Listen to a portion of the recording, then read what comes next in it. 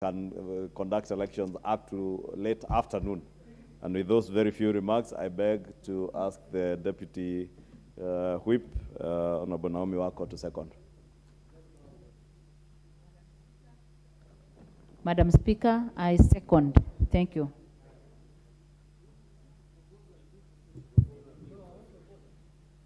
Order, members.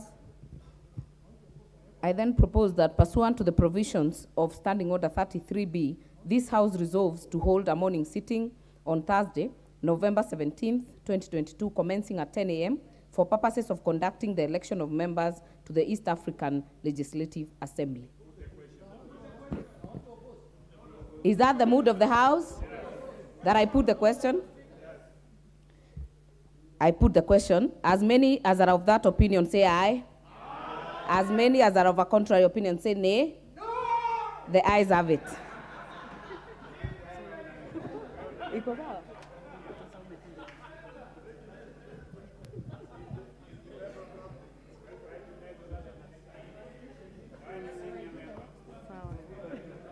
Next order. Order number 9, motion, approval of nominees to various constituency development fund committees.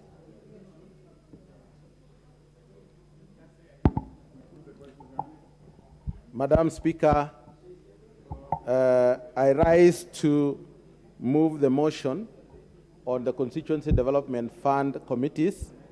And before that, Madam Speaker, I would like to thank the people of Eldama Ravine for having voted me back after being out for 10 years. And I'm here again working for them very strongly. I want to appreciate the fact that it is not lost until you find it again and have a good finish. Madam Speaker, today I'm moving this motion pursuant to Section 50(5) of the National Government Constituency Development Fund and GCDF Act of 2015. The Select Committee on the National Government Constituency Development Fund of the National Assembly is mandated to consider and report to the National Assembly with recommendations.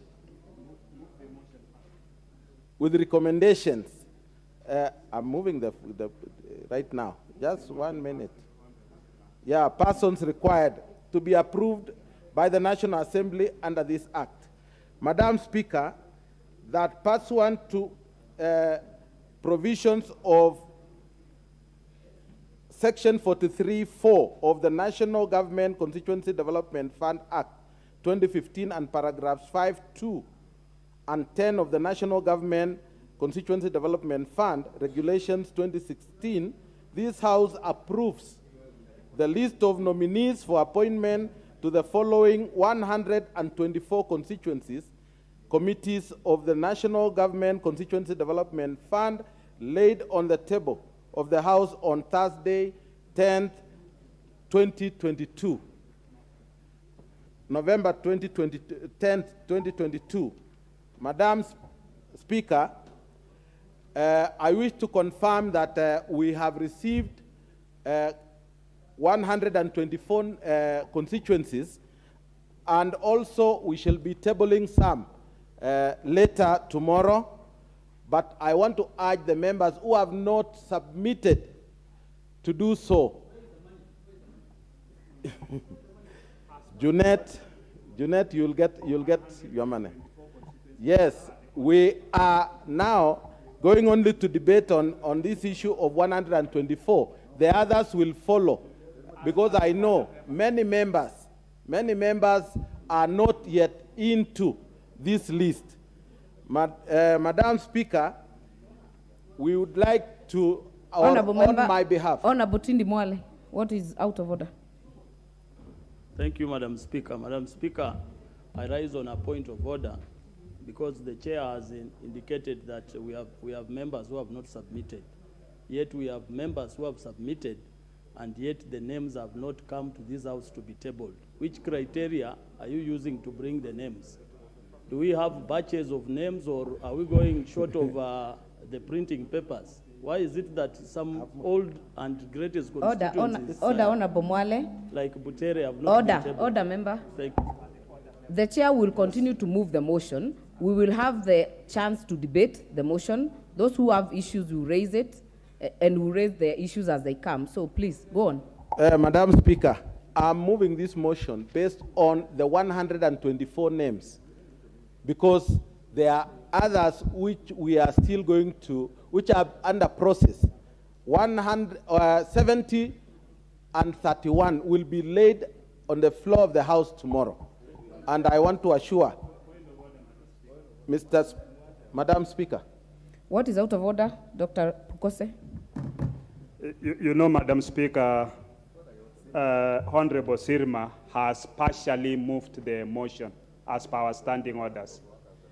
Once he's moved to the last, giving us the as laid on the order, as laid on the table on the date, there are constituencies which have been listed.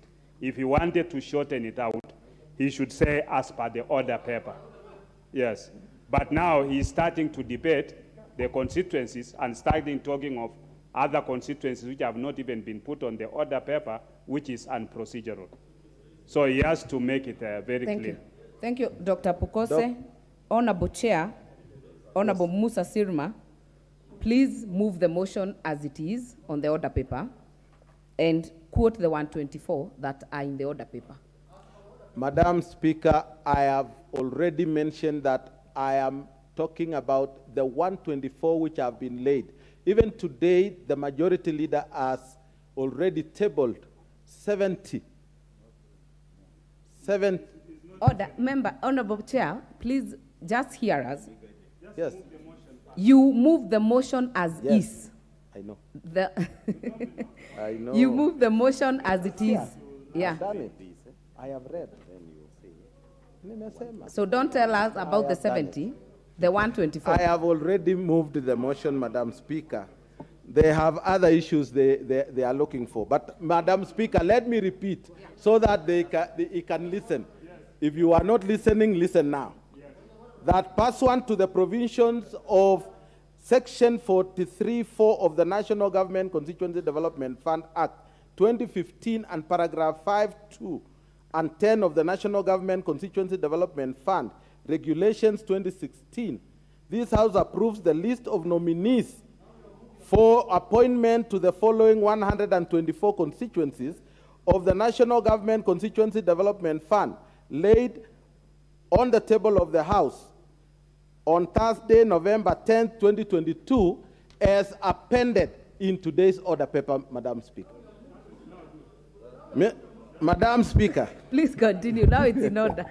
It is, Madam Speaker, what I would like to urge the members is to hasten their fund managers and the relevant committees in their constituencies to bring the balance of the names or the names from their constituencies so that we may be able to move very fast together.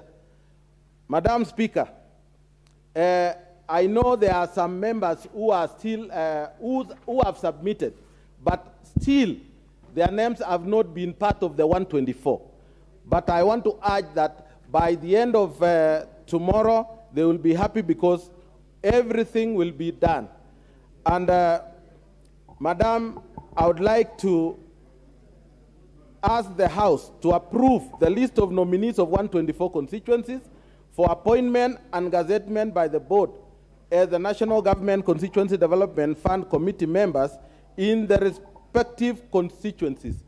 I would like to ask Honorable Ochanda MP Bondo, who is a member of my committee, to second.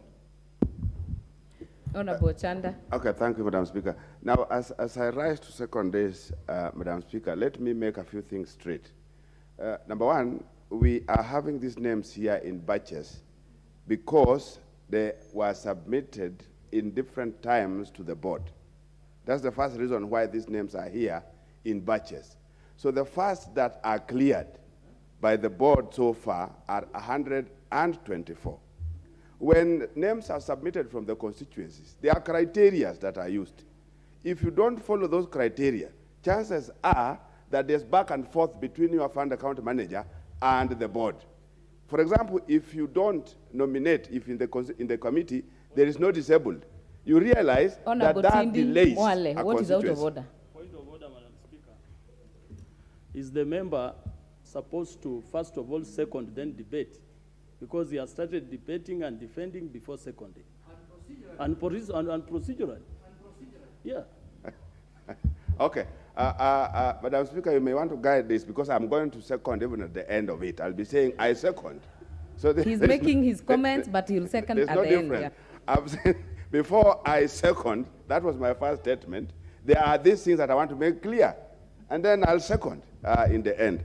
So Madam Speaker, what I'm trying to make clear is this, that it is us, and that's exactly what my chair is talking about. It is us members that needs to hasten the process, because the constituency, the board here in Nairobi, our NCGDF board, gets names not at once. They get them based on how they are sent from the constituencies. And this is going to happen not just for this alone, it is going to happen for many other things also, including the speed at which you submit your projects. It's going to happen the speed at which you implement your projects. Right now, there are questions we are asking about arrears.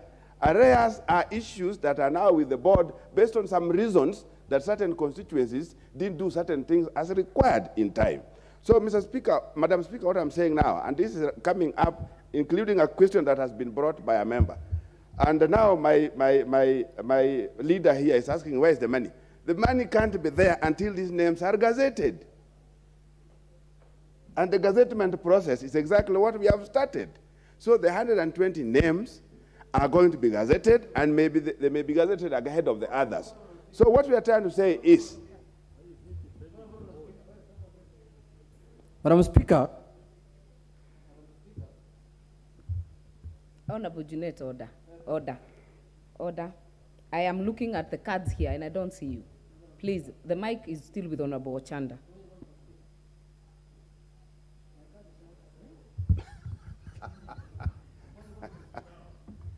Continue, Honorable okay, Ochanda. thanks a lot. Kiongozi, just a moment, I'll make this clear for members to understand it. Say that we reduce the interruptions. What I'm trying to say is this. The process that we are in at the moment is for gazetting our constituency committee members.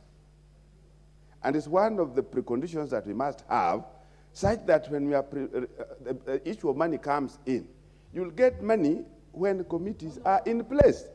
So to hasten this, what I'm trying to say, Madam Speaker, to hasten this, there is 124 that are in front of us now. There is 70 that is already tabled. They are going to be there tomorrow. We have a balance of 96. And remember, a balance of 96 constituencies. Honorable So, Tindi, members of parliament. Honorable Chanda, honorable members, I'm looking at, if you have an intervention, please put your intervention in your machine. Honorable Tindi Mwale, what is out of order? Madam Speaker, is it in order for the honorable member to purport to speak on behalf of the CDF board? Because he was supposed to move the motion, not to start telling us how the money will come, why the money has not come. Is it in order, Madam Speaker? Honorable Chanda, please second the motion. Thanks a lot. Please don't be distracted by the noise from the house. Just second the motion. Fine. What I was doing, I think, was going to be very useful, particularly to the new members, Madam Speaker. But what Tindi is talking about, there is not a single day that the board will be here to talk on themselves. That's not the order. That never happens. The board will never be here. Honorable Judet, what is out of order? Thank you, Madam Speaker. Madam Speaker, I've listened to the second speaker, and he's a very learned man, Dr. Ochanda. Madam Speaker is talking like he's the Minister for Treasury. Madam Speaker, the Minister for Finance or the Treasury CS. Madam Speaker, once this committee is passed by this House and they are gazetted, it's assumed that this committee will start work immediately. Madam Speaker, they will start having their sittings to discuss the projects. It is not even the Member of Parliament who will bring projects. It is this committee that we are passing here today that will do the work of identifying projects and the work of bringing the projects to the board, Madam Speaker. Now, if we pass these boards, Madam Speaker, in this House, and they are gazetted, and there are no funds, what is the point of having them in office? They can't even buy tea for themselves. They don't have even money to do anything, Madam Speaker. So, Madam Speaker, can the chair and his seconder come very clear that are we doing an exercise in futility? Order, Honourable Jeanette. Order, Honourable Jeanette. This motion will be seconded and then open for debate, so that members can ventilate and raise the issues that you have. Please, Honourable Chanda, please second the motion. Okay, that's fine. I think some of the leaders are trying to mislead the House, Madam Chair, so be a little bit cautious, because that's not the direction. So what I'm trying to say is this, that, no, I'm supposed to do as many statements, including the amount of time that I'm allowed to have when seconding. You can't force me to say that I second and sit down. That's not the procedure. Honourable Chanda, so, Madam Speaker, you have 4 minutes. I second the motion. And as I second the motion, I'm still insisting, I'm still insisting, Madam Speaker, that what we are doing at the moment is that we are getting these names in batches as a committee. And anytime we get them in batches, they'll be coming to the floor of the House. As of today, there are 124. Tomorrow, there'll be 70. And after that, there will be 96, I believe so. And immediately that happens, we'll be having the entire 290 constituencies. So what I was trying to say is that once they are gazetted, then we have a clear reason of insisting that we get the money with us. So I think that's exactly what I'm trying to do. But the onus is with the chair and the committee, that particularly the questions that are being raised. When are we getting the money? And the chair is saying that this when, we don't want to give these guys a space of trying to explain to us that it is you members who have not approved the committees. So what I'm trying to say is, can we go ahead and clearly approve the committees and insist on the constituents that have not brought the committees to bring them ASAP? Thank you, Madam Speaker. A second. A third time.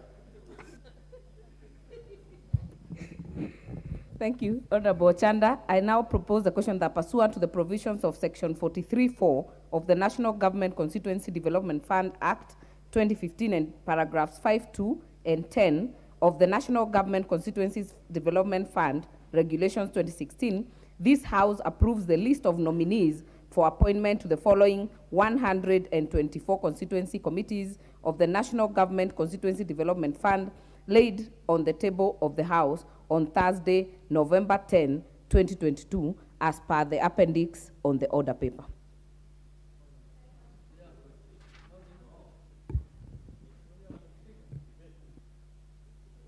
The first chance to address this issue will go to Honorable Julius Olesunkuli, member for Kilgoris.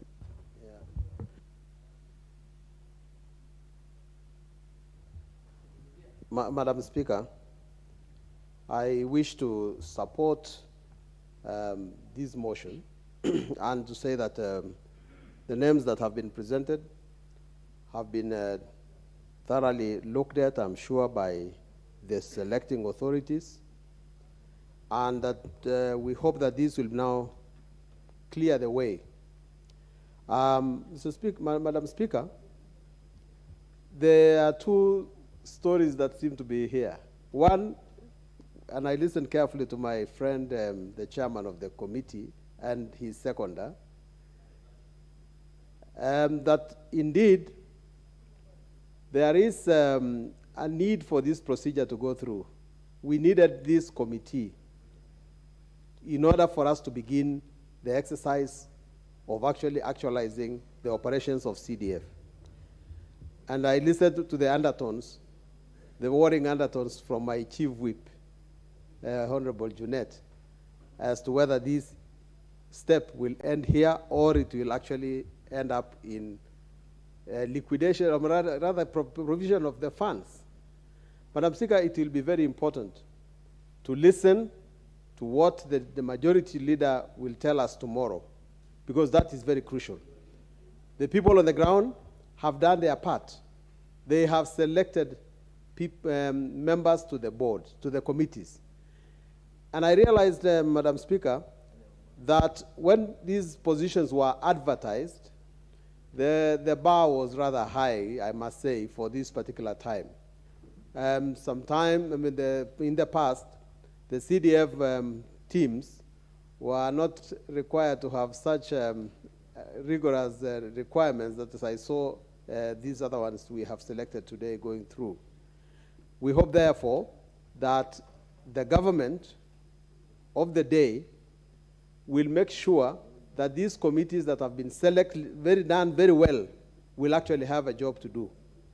I kept on hearing today new terminology saying that the former regime, for me, Madam Speaker, the government has always been the same, and the people who have been running government have been running government for 10 years, and now we hope that they will continue doing it in very, very good faith. The people of Kenya are waiting for the funds of the CDF. I left Parliament about 20 years ago, and I'm grateful to the people of Kilgoris that have come back. And when I was here, CDF was not there.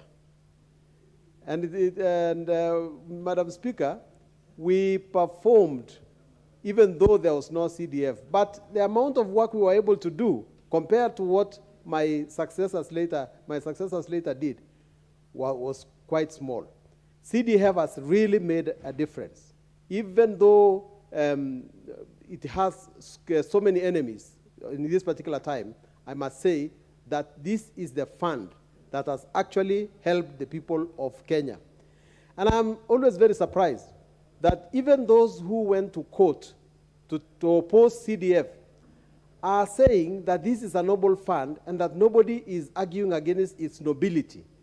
If, therefore, it is a noble fund, and if, therefore, it's a useful fund, how can the law of Kenya find such a noble thing to be unconstitutional? How can it be unconstitutional if the people of Kenya want it? And the people of Kenya, as the Constitution says, are sovereign. This Constitution that we are talking about, the 2010 Constitution, has created these offices, has created these funds by letting the people of the members of Parliament pass the law that is necessary to effect it.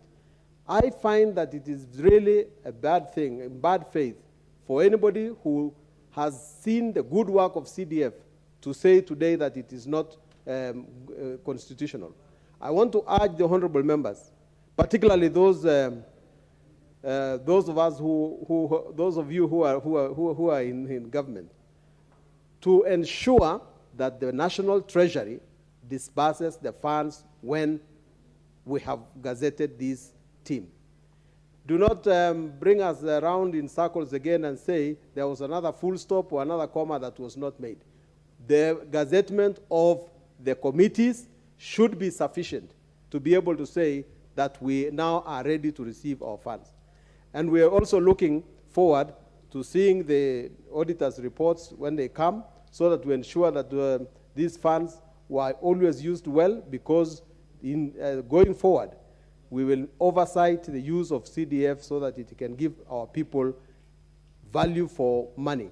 So, Madam Speaker, I beg to support. Thank you. Minority Whip. Thank you, Madam Speaker.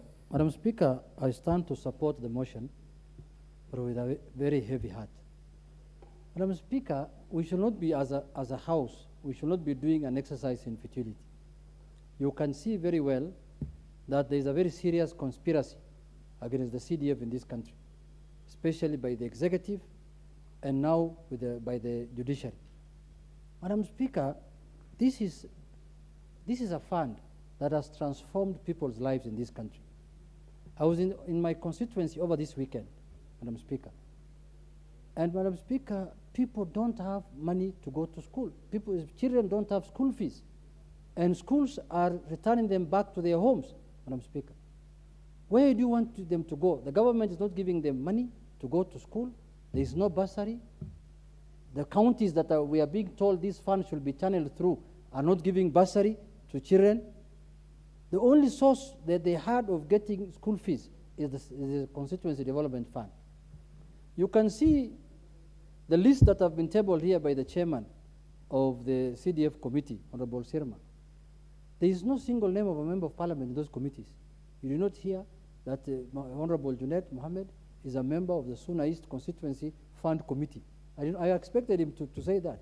He was reading names of ordinary Kenyans, ordinary people, residents of that constituency, who have come together, elected themselves as members of this committee, these committees that have been brought to this house, so that they can administer funds that come to them from the national government for the benefit of the societies that live in those constituencies. Madam Speaker, if we pass this list now, as we are doing here, because to me, I'm really worried. The next step is to gazette them. Parliament will send the names for gazettement. In a day or 2 days' time, the gazette notice will come out. These committees are expected to work. Their work is to administer the national government's constituency development fund. If the money is not there, what is the point of gazetting them? What are they going to do? They don't have even money to hold a first meeting. They don't have even money to buy a cup of water for themselves so that they can do the meetings. Madam Speaker, if this is not frustrating the work or the benefits that are for the people of this country, how else can you describe it? These committees, now, there is a ruling, I'm told, from the Supreme Court that declared CDF to be illegal or unconstitutional. But we are discussing here the financial year 2022-2023. We can discuss those illegalities in the next financial year, and we will see how to rectify it constitutionally, because we are the law-making body in this country. No any other organ can make laws in this country or can do anything about it. So why is the funds that have accrued, the balances that have remained before, or the money for this financial year be disbursed even to the constituencies whose committees have been gazetted? Their committees, I'm sure Honorable Bokose is one of the most effective members of parliament in this house. I'm sure his committee was gazetted long way ago. I am sure. Why can money go to Endebess constituency then, as we continue debating and passing the remaining constituencies? Madam Speaker, as far as I'm concerned, the only money that comes from national government that I am sure is of benefit or beneficial to the people of Kenya is the national government constituency development money. You can say anything you want. People like abusing members of parliament. People like tarnishing their names. You will never see a member of parliament sitting in a committee of CDF discussing CDF funds. But you will see many people in many constituencies, in all constituencies, that have benefited from the CDF funds, either in terms of bursary or building of schools, building of classrooms, building of dining halls, building of roads leading to schools, all kinds of things, Madam Speaker. So, Madam Speaker, it is my humble request, that monies should be disbursed so that these committees can start working as fast as yesterday, Madam Speaker. People are really suffering. When you see the news nowadays, you will see counties just lamenting that they have not received their funding from the national government. But this one is one fund that has the least administrative cost in this country. Over 90% of monies disbursed through this fund reach the people of Kenya directly. It touches the lives of people in this country, Madam Speaker. So why I am talking like this is because I don't want to be seen, or I don't want Parliament to be seen to be engaging in an exercise that will not bear fruits. Once we pass this motion today, once these committees are gazetted, then monies must follow. Monies must go down to the countryside. Monies must go to the constituencies so that these committees can function, children can go back to school, schools can get... Now, there's a big problem in this country as we speak today. This thing called what? CBC. Children are moving from lower school to senior school or whatever it's called, upper school. As we went to 844, so this grade something, Madam Speaker. There are no classrooms. Those children are supposed to attend those classes in their primary schools. They are not going to those boarding secondary schools where all of us went. They are supposed to graduate in their own primary school, from lower school from junior school to senior school. They don't have classrooms to go to. The only fund that could provide classrooms for them is CDF. You are not disbursing the money for CDF. Where will you get the classrooms from? Unless you want these senior school to be taught under trees in the whole republic. So people will realize that the work that CDF is doing is much, much bigger than even the amount of money that is disbursed by the government. So, Madam Speaker, in conclusion, I want to urge the House to stand firm. We are facing a recess in the next 2 weeks, and we are going to interact with our constituents for the next 2 months, from December, January, almost 2.5 months. Those people require services. Those people require attention. Those people require help. Those people require their children to go back to school. So I'm urging this House, within this month, those constituencies whose committees have been gazetted must be funded without any delay. With those few remarks, Madam Speaker, I support. Thank you. Thank you, Minority Whip. Member for Molo, Kuria Kimani. I thank you very much, Honorable Speaker, for this opportunity. First of all, I'm happy that this list has been tabled here today, and I'm happy that Molo constituency is one of the first constituencies where we are going out that we're going to approve our nominees for our GCDF committee that lead to their gazettement. Madam Speaker, you just acknowledged a few minutes ago the presence of students from Tuli Secondary School. Those students, Madam Speaker, came here with a school bus that has been purchased through NGCDF funds for the last financial year. Considering the humble background in which those students come from, Madam Speaker, ordinarily, those students will never afford to take a trip to come to Parliament, to take a trip to do a career visit to Kenyatta University like they did earlier today, Madam Speaker. And that therefore demonstrates just how important this fund is and how important it attaches directly to the lives of our constituents. As the other honorable members have said, it's becoming difficult, Madam Speaker, to engage with our constituents because everyone is asking us, Mheshimiwa, quote unquote, when are we getting bursaries? And then you have to tell them that we're not even sure when these bursaries are going to come. But Madam Speaker, speaking as a chairperson of the Departmental Committee of Finance and National Planning, is that there is light at the end of the tunnel. The reason why the CDF funds have not been dispersed in the constituencies is because following the ruling by the Supreme Court, Treasury sought direction from the Office of the Attorney General.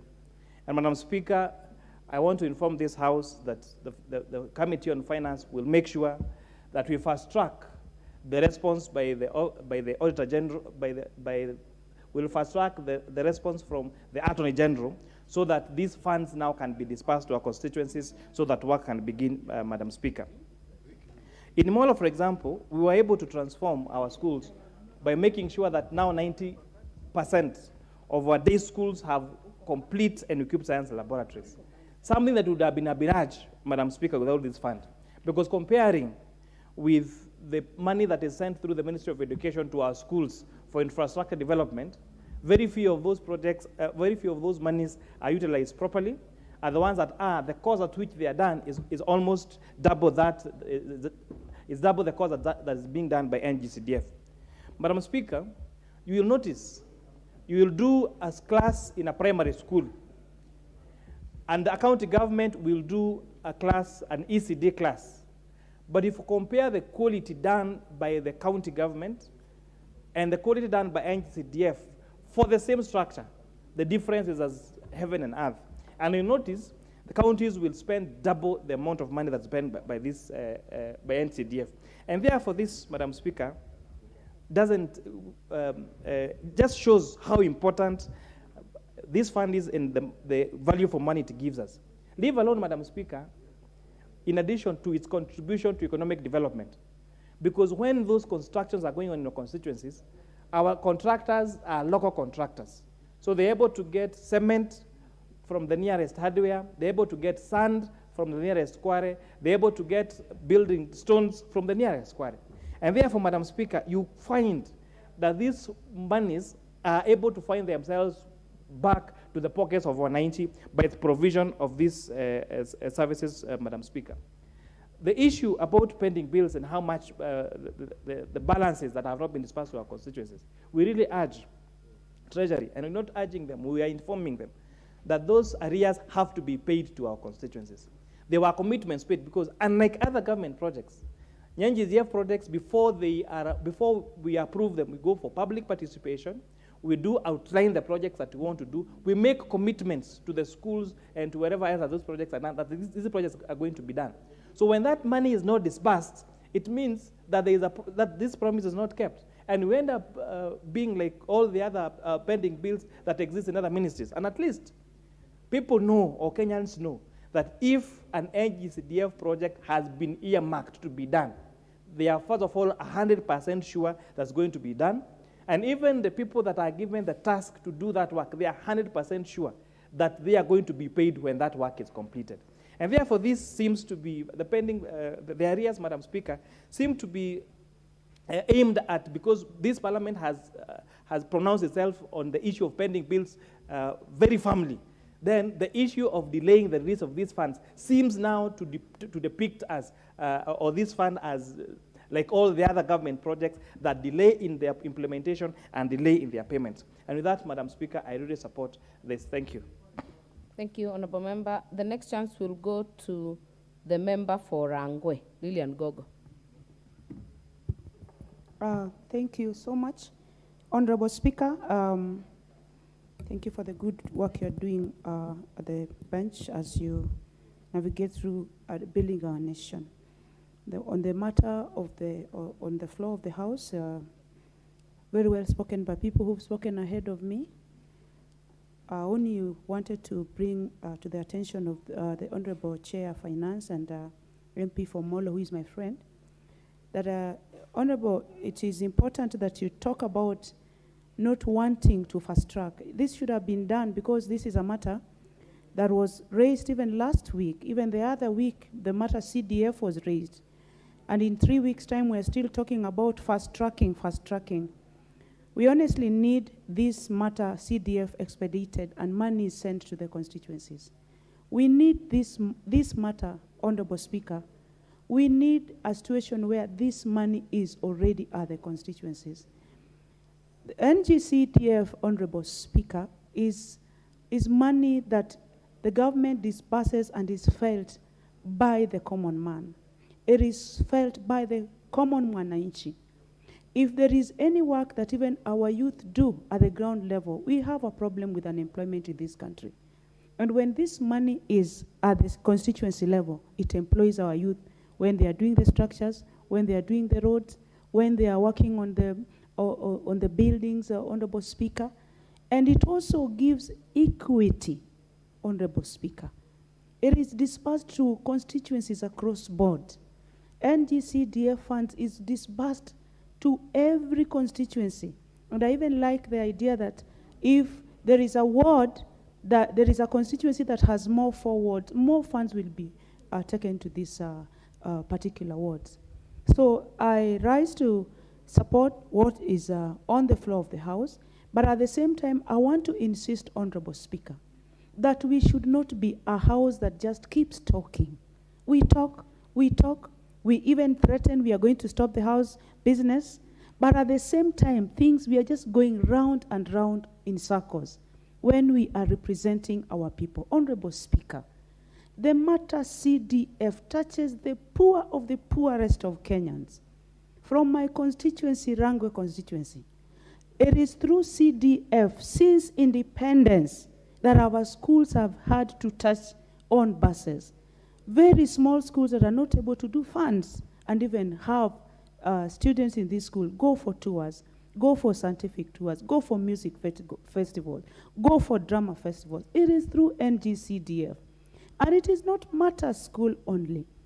NGCDF is for schools and is also for doing work on administration. And we look at government offices, national government offices, NGAO offices. Honestly, Honourable Speaker, our chiefs don't have offices. For some reason, I don't know if the concerned department sent money, but our chiefs and assistant chiefs stay and work from very dilapidated systems. And these are government officers. And from where I stand, this work is done by NGCDF. As I speak, Honorable Speaker, Rangwe constituency had never had a face. And we are now having a modern, an ultra-modern sub-county headquarters that is done through CDF. So on matter CDF, Honorable Speaker, this is something that nobody is going to remove from us, for the reason that we are defending the people who we represent, who have delegated their authority to us to come and represent them here. It is on this basis, Honorable Speaker, that I still insist that this money should be dispersed. As soon as it should, the money should go. We need to do proposals, and we need to have work done. Matters bursary have been raised. Honorable Speaker, I represent a constituency of the rural poor. And if it were not for NGCDF bursary, very, very, very many children would not go to school, they would drop out.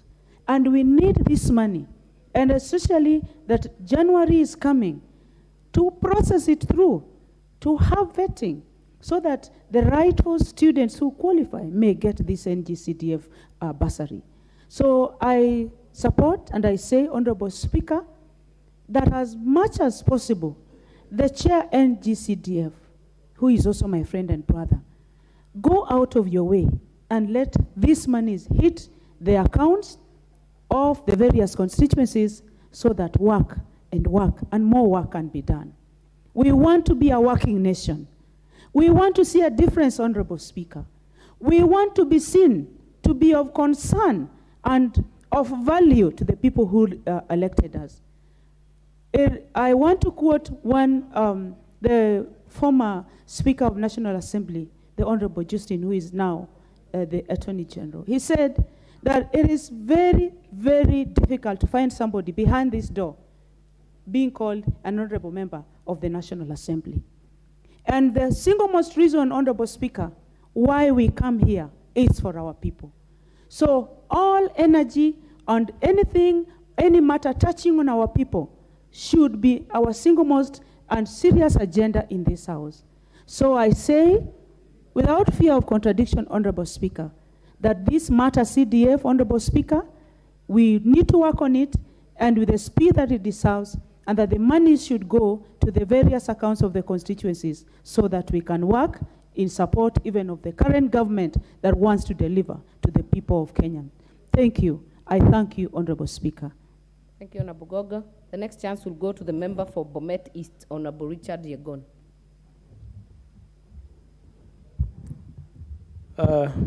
Thank you very much, Madam Speaker. And I'm also going to contribute on this issue of the NGCDF, whereby in totality, I want to say we have seen from the mood of the House and all the members, and even the people who are not in this House, I would like to say our members or our constituents are really waiting. I was over the weekend home. Everybody is pushing what is happening with the CDF. We want this thing to be effected as soon as possible.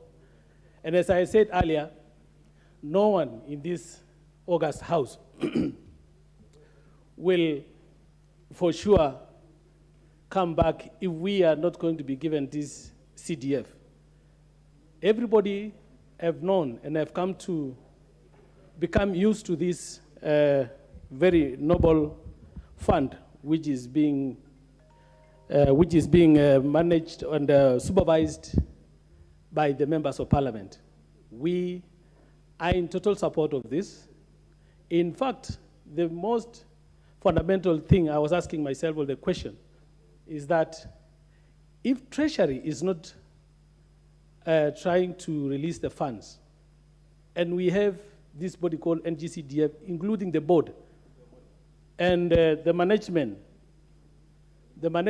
or we haven't... Member for Keses, what is out of order? So much, Madam Chair. The member who is on floor has said that the members of parliament are supervising the CDF. this is a house of record. I wish to say that we don't participate, but rather we oversight a fund like any other oversight. Because this is what has gone on record and we have been misunderstood, and that is the reason even why the stumbling block we are in because of that. So the member should correct that one because it's on record. Thank you. Thank you very much, my colleague, for correcting me, and I stand being guided also. Asante sana, and that is the position. That is the position, and I think thank you very much for correcting my utterances. And I would like to say, as I was saying, we have the NGCDF fund managers, which are all over our constituencies. And I was saying, if this fund is not affected, why are they still in office? Let them disband this thing if they are not going to give us these funds, because we want to make our people who has become used to this fund be happy with it, and we do all what is required of us by making sure that the checks reaches all these needy people. There are so many people who need this fund. I would like to say I support this motion of making the CDF and then constituting it into our constitution. Thank you very much, Madam Speaker. Thank you, Honourable Member. Next chance will go to the member for Kwanza, Honourable Ferdinand Wanyonyi. Madam Speaker, thank you very much for giving me this opportunity. And on onset, I want to take this opportunity to approve the list that has been brought to this House. Is quite in order. And I don't think I have anything else to add because I don't know those members. Only the members of Parliament that have got this that know those members that are that are on the list. And therefore, I think, as most members have said, Madam Speaker, this CDF is not meant for members of Parliament. This CDF, as we all know, it's for the public. Everybody's crying. And what are they saying? They cry that let the CDF come because our students, our pupils are at home. In fact, I can say that the examination that are being taken now, what students are not going to do very well because they are sitting at home. And of course, those sitting the examinations are here in Nairobi. They don't know what is out here. So the children are not consistent here, and I can now take this opportunity, Madam Speaker, to ask the Ministry of Education, and they are aware of what is happening, to instruct the principals of the various schools not to send the children at home because they know what is happening today. As I'm speaking like this, when I was at home, I had more than 30 parents coming to my residence saying what we do with the children. And they wanted me to pay for school fees. Some of them have maybe school balances of whatever it is. Others have completed, but they are not able to get their certificates. So we want even to take this opportunity that as it is now, we are having this hassle with these busybodies out there because none of those fellows that are talking about the CDF know anything about the CDF. And therefore, Madam Speaker, we also want to take this opportunity to tell the principals not to send students at home. Those who have, like myself, normally I have this, what they call commitments. They should even take commitment as a way of saying they will be able to pay school fees for our children. So, Madam Speaker, that is one of the reasons, because the busybodies out there are even suggesting that the CDF be devolved to counties. That would be disaster for this country. And you devolve CDF to the county, and already the county, in most cases, have not performed very well. It will be a disaster in this country. And therefore, I want to suggest here that we actually give, I think the leader of the majority has committed himself today, tomorrow. By tomorrow, we'll be able to get maybe some good news. But if not, then of course, we'll go ahead and do what we are doing. And we actually said, members have suggested that we then have a cost law to be able to force the government, to be able to direct the treasury to release the money. Madam Speaker, it's not for the members of Parliament. They're just part and parcel of the suffering Kenyans out there. And you go to see how much CDF has done in this country.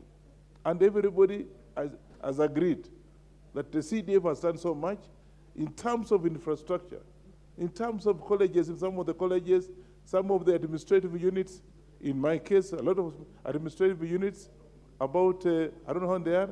Now, because of lack of land, we are now building classrooms in story buildings because we are not able to expand the land which is actually getting smaller and smaller.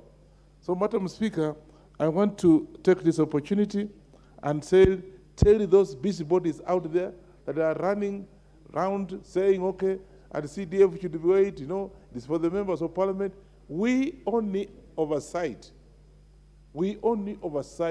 whatever has been done by the committees that actually were laid today in various constituencies. We do the oversight.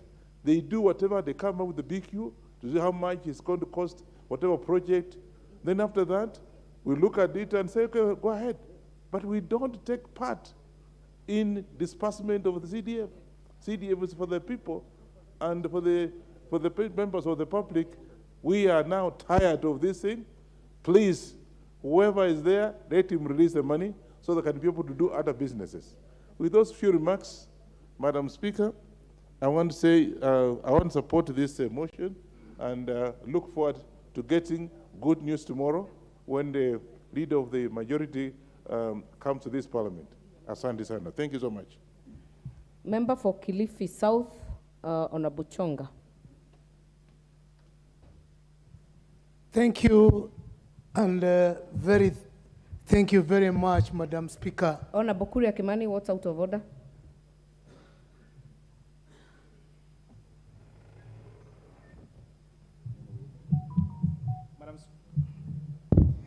Madam Speaker, I'm raising, according to our standing order number 95.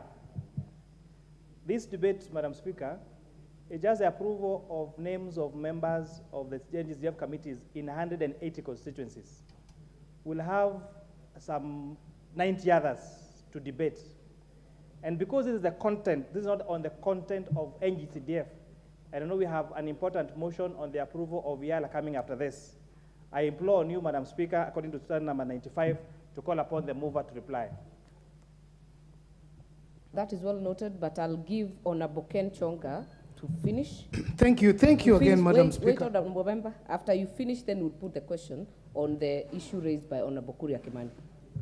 Thank you, Madam Speaker. I've taken note of what my honorable member has just said, but also want to say that we remember there was a motion to discuss on how we are going to realign the NGCDF with the Constitution so that it does not fall into the same debacle as it fell. It was a motion that so many members wanted to contribute. One of the most unlucky people who tried but as successfully didn't get a chance to contribute is me.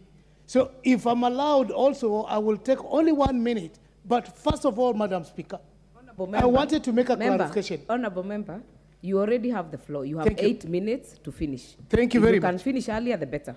Thank you very much. I'll actually take only 5 minutes. First of all, let me make a clarification, Madam Speaker, on this motion that was brought today.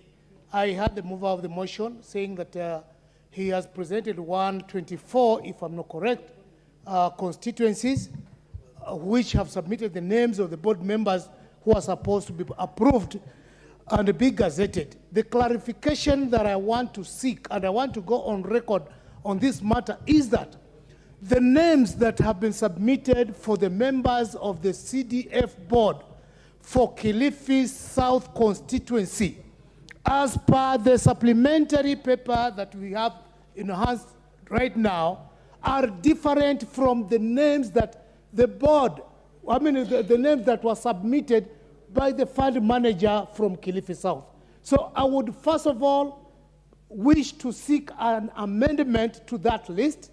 We have we submitted our list far much earlier.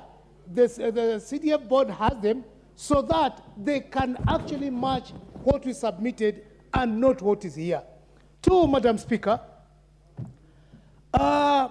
the issue of NGCDF has been debated, discussed by so many members in this House, and how relevant the NGCDF has been to our people. What I want actually to bring to the attention of the House is that the CDF at its inception must have some historical background. There must have been some reasons to which members by then who were sitting in the House felt important to introduce the CDF. Indeed, some of us may not have been beneficiaries of bursaries during our time, but we saw the miseries under which fellow who are not very, who are coming from poor families were undergoing. It took me by surprise, Madam Speaker, when I heard the former CS Ukuri Atani saying that he is not, arrogantly, saying he is not going to disperse CDF funds no matter what. Honestly, we have been there.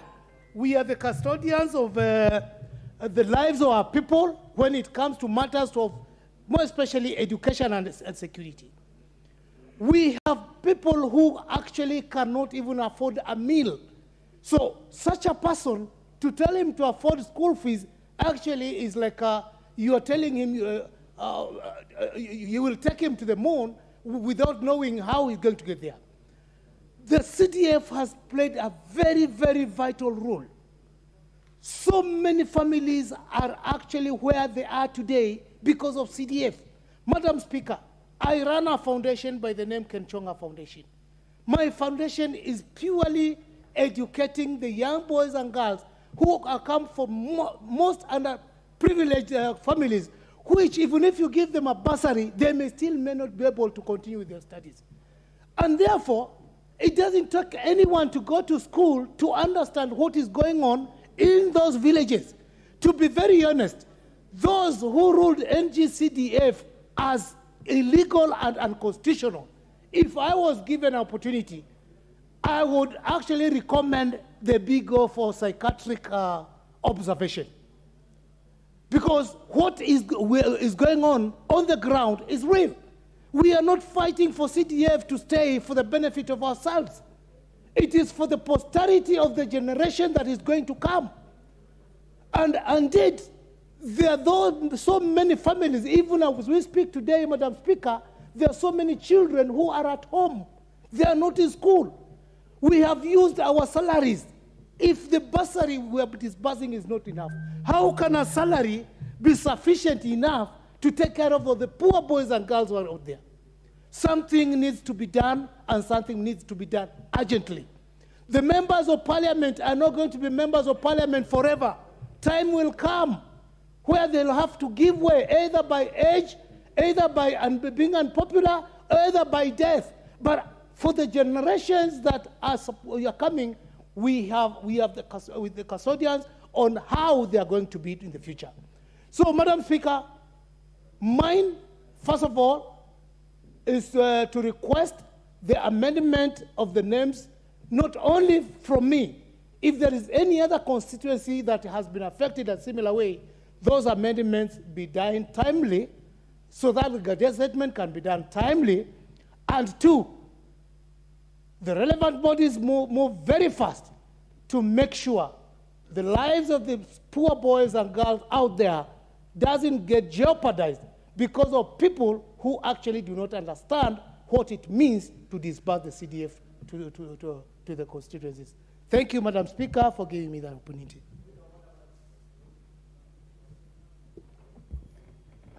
I will now put the question as proposed by Honorable Kuria Kimani, that the mover be called to reply. As many as are of that opinion say aye. As many as are of a contrary opinion say nay. The ayes have it. Mover.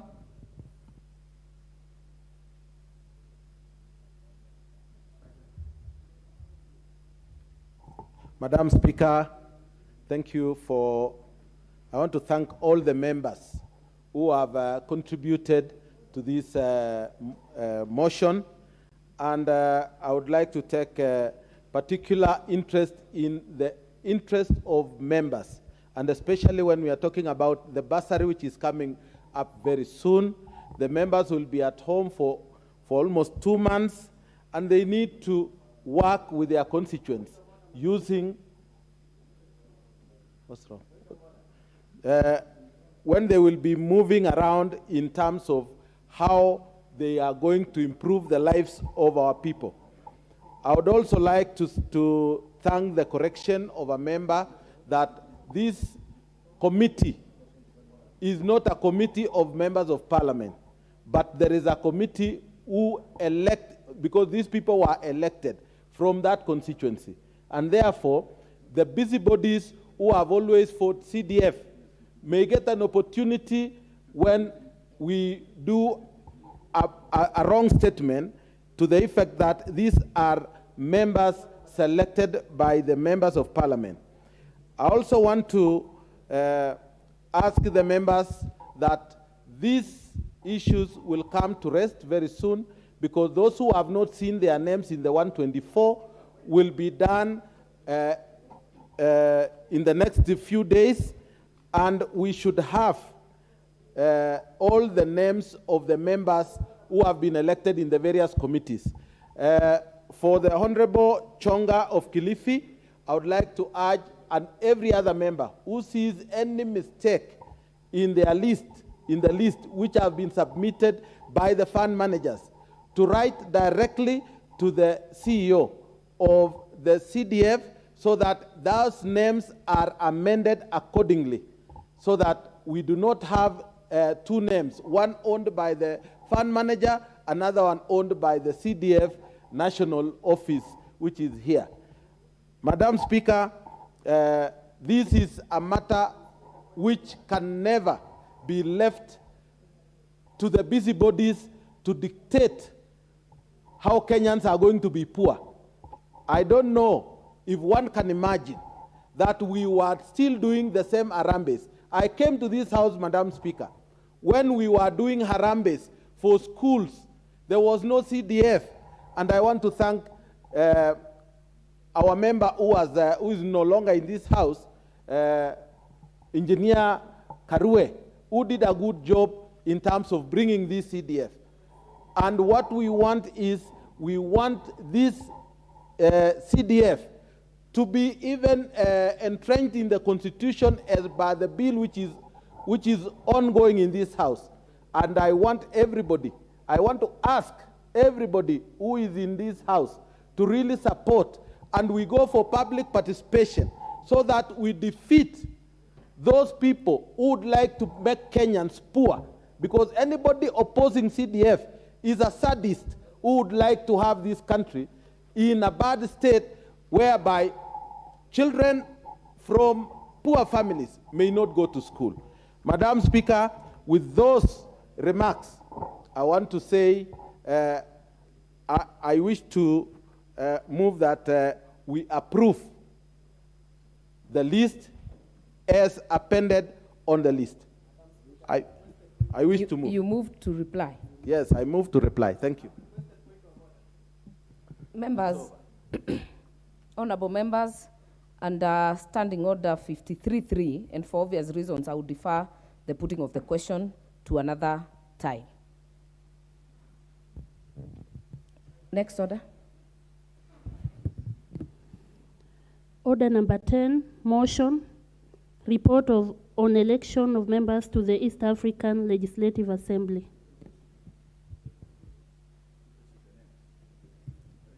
Chair, the co-chairperson, Joint Select Committee on the election of members to the East African Legislative Assembly, Honorable Wanjiku Muhia. Thank you, Honorable Speaker. And following the notice of a motion that I gave earlier in this House, I start to move that this House adopt the report of the Joint Select Committee on election of members of IALA laid on the table of the House on 15th November 2022.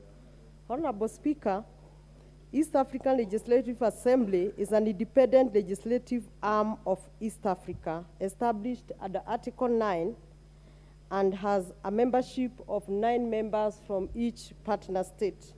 Article 50 of the treaty requires that IALA members be elected by each partner state 90 days before the expiry of the term of the existing parliament.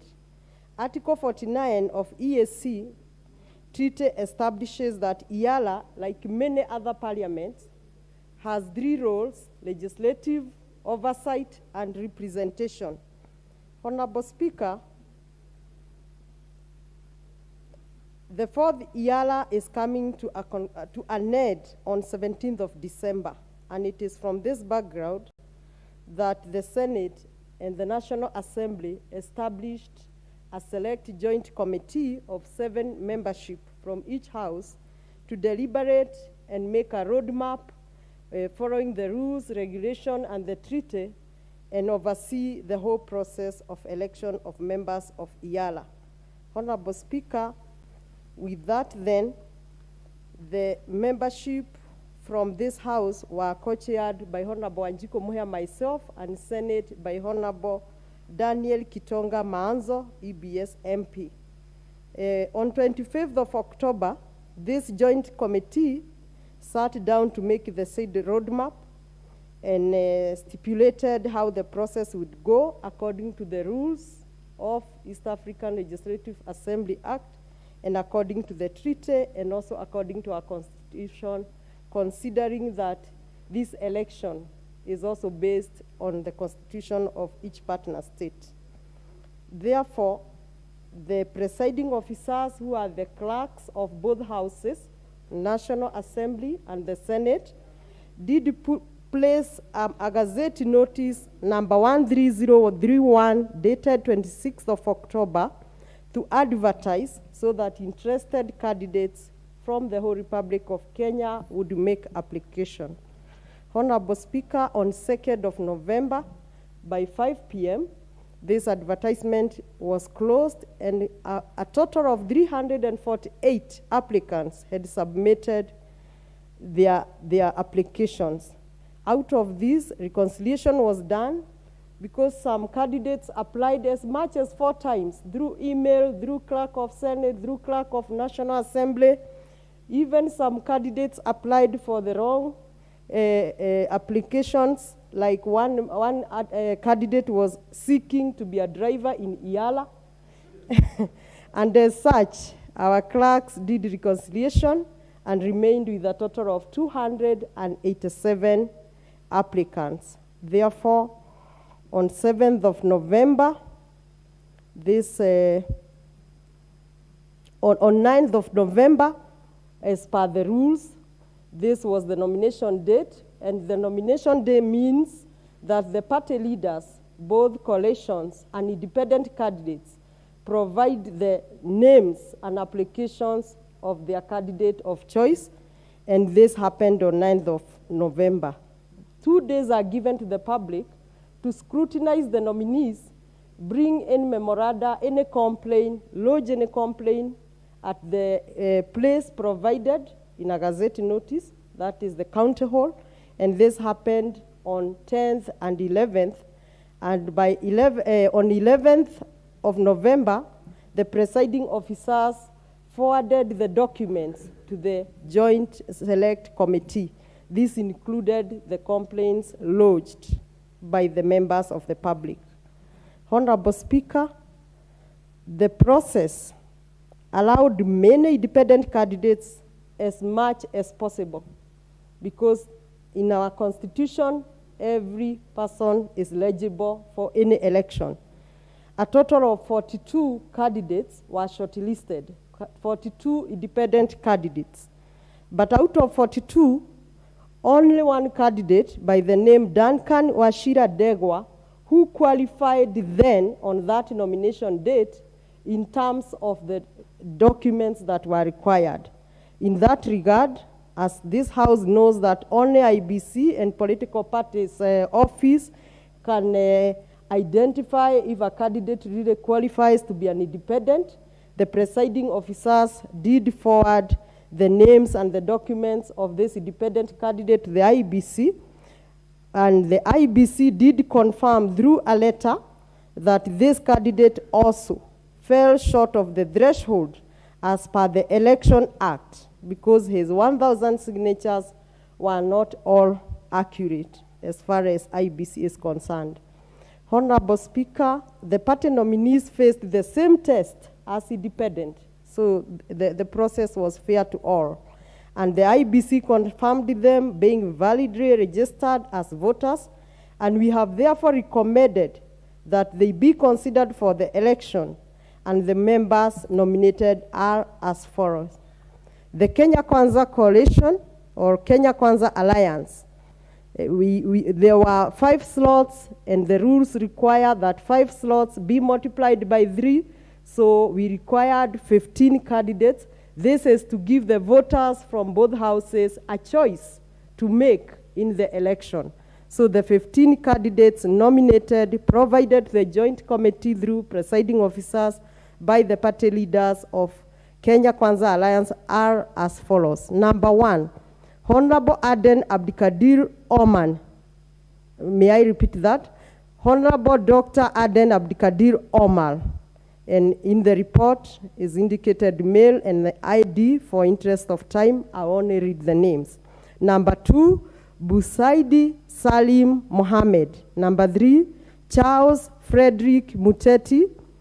Reverend Charles Frederick Muteti. Number 4, Honorable Hassan Omar.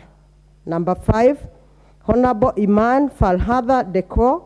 Number 6, Honorable Iringo Cyprian Kubai. Number 7, Honorable Kering Zipora Jesang Kurgat.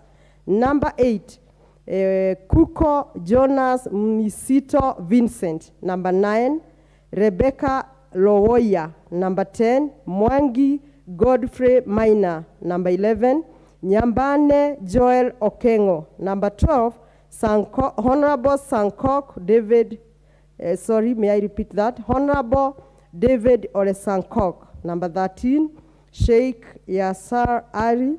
Number 14, Honorable Tomitom Lilian Chepto. Number 15, Anne To Cherono. Honorable Speaker, those were the 15 names presented to the presiding officers, later presented to the Select Joint Committee. And may I state to this House that the Joint Select Committee is not indicating that these are the candidates who have been elected. I am only indicating the next step after the nomination. Therefore, these are the candidates nominated awaiting election on Thursday at 10, as it shall be communicated by Honorable Speaker. The next category is Azimio la Umoja One Kenya Coalition. These we had 4 slots, and 4 slots according to rule number 4 were multiplied by 3. Therefore, we have 12 candidates nominated, where members of this House and the House of the Senate should elect 4 out of these 12. Members considering gender, different opinion shapes, and special interest groups. So number 1 from Azimio la Umoja is Honorable Ali Fatuma Gedi. Number 2 is Honorable Bosire Timothy Moseti E. Number 3 is Honorable Diriye Abdullahi Mohammed. Number 4 is Honorable Kalonzo Kennedy Musyoka. Number 5 is Honorable Kega James Madenge Kanini. Number 6 is Honorable Kioni Jeremiah Gayu. Number 7 is Honorable Mugali Justus Kizito. Number 8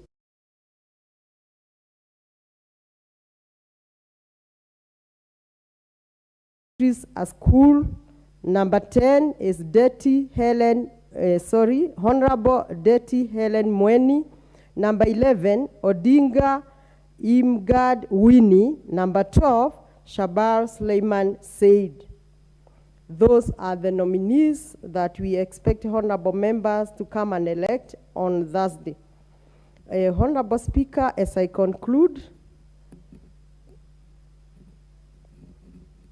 may I request with humility these members to come all of them. Let us not have members who will be engaged in different engagements. I know there is vetting of peers, but I'm sure the clerks will provide the names in order of whichever way they will choose, and members can be able to know that after 1 hour I'll be voting. So I want to request the members to all be present, and that's why the motion of the special sitting have been presented today, so that we have proper planning, because the voting is the day after. So I reiterate that this committee have not nominated the said members, rather it has indicated the next course of action, which is election. As I summarize, may I request the members also to look at members who would be of great help to this country, who would raise our flag very high as a country, and members who would be trusted to take Yala further in the next 5 years. In this work, the committee made some recommendation because we observed several issues in the whole process. For instance, the committee feels that the rules are okay, the time frame is okay, but there is need to revisit and enhance the rules more in future, because there were some instances where we felt the joint committee was not fully integrated. For instance, during nomination process, some of the members, like myself, the other co-chair, were just attending the session out of our own voluntary mission. Otherwise, there was no indication that we should be in that process, yet we are the one who are holding the whole process. We also noted that in future, we want to be at par with other partner states. In other partner states, what they do, they provide a platform where all these nominees, including independent, if they were there, are slotted in Kamkuji, or they can start at the bar, and they make a presentation so that these members know who they are voting, what are your name, where is your region, are you able to express yourself, do you have interest of the community, or rather, do you even know what job you are seeking? So in future, we shall be making that recommendation. We also made an observation, which is my feeling that at this time, these nominees should be sitting somewhere at Speaker's Gallery, because if time was allowing, I was going to read the mandate of Yala. Honorable Speaker, you'll be surprised that some of the nominees who are seeking this job, they just seek for the job like ordinary Kenyans, but maybe they are not even aware what is their mandate, what entails of Yala, or rather what are they going to do there in Arusha, or rather in East Africa. So with those, we recommend that we revisit these rules in the near future. We enhance the rules, possibly the whole region, and then we make the rules very, very friendly. And we also noted that Kenyans, time and again, they don't read between the line. There were some candidates who are indicating that as independent candidates, the advert did not seek the signatures. Yet, Article 99 of our Constitution does provide the requirement of a member of parliament. And the advert was very clear that for you to qualify, you should qualify to be an elected member of parliament. But many candidates, you can see we had 42, and only one had come with the right signatures, came without signatures for a lack of reading properly or such. So in future, this House and Yala may need to do civic education to the public, because this is also a job of mass interest. As you can see, close to 400 applicants had tendered the application. With that, Honorable Speaker, I thank you very much for providing this time, and I request my colleague in that subcommittee, Honorable Nanok, if he's in the House, to second. And Honorable Speaker, by way of request, may you give many members of this subcommittee to contribute in this motion. Thank you. Honorable Nanok. Thank you, Honorable Speaker, for the opportunity to second this motion. Honorable Speaker, it gives me a great privilege and opportunity to have been accorded the opportunity to sit in this committee to look at the processes, the election processes that are put in order to identify members of the Kenyan people who will represent Kenya in the East African Community Assembly. And therefore, Madam Speaker, we request the House to adopt this report on the basis that this is a committee of this House. And so we've been out there working for them and prepared a report. And basically, Madam Speaker, the report we are presenting to this House is that of guiding the election of the members to Yala. It's good to remember, Madam Speaker, that in the last Fourth Assembly, Kenya, as a partner state of the East African Community, delayed in presenting the names of their 9 nominees to Yala. And that occasioned a delay of 6 months to the calendar of the Fourth Assembly. So this time round, Madam Speaker,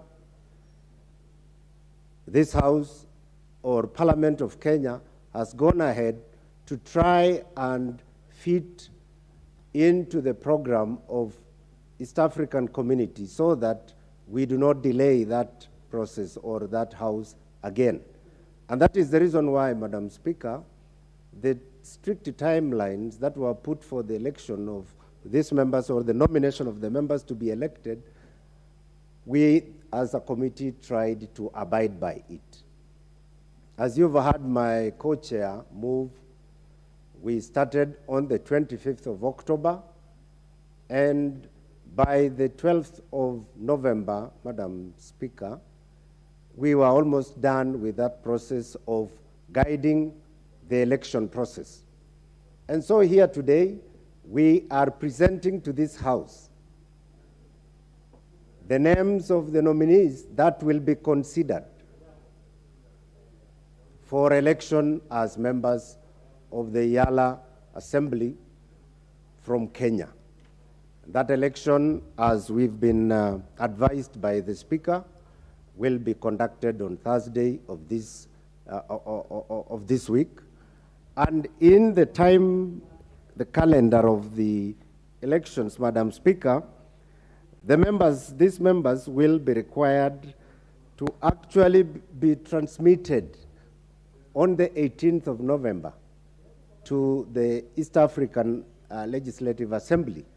The names of those who will have been voted on Thursday, the 17th, will be presented on the same day, and on the 18th, these members will be proceeding to Arusha in order to, the names will be taken to Arusha in order to be ready to be enjoined with the others.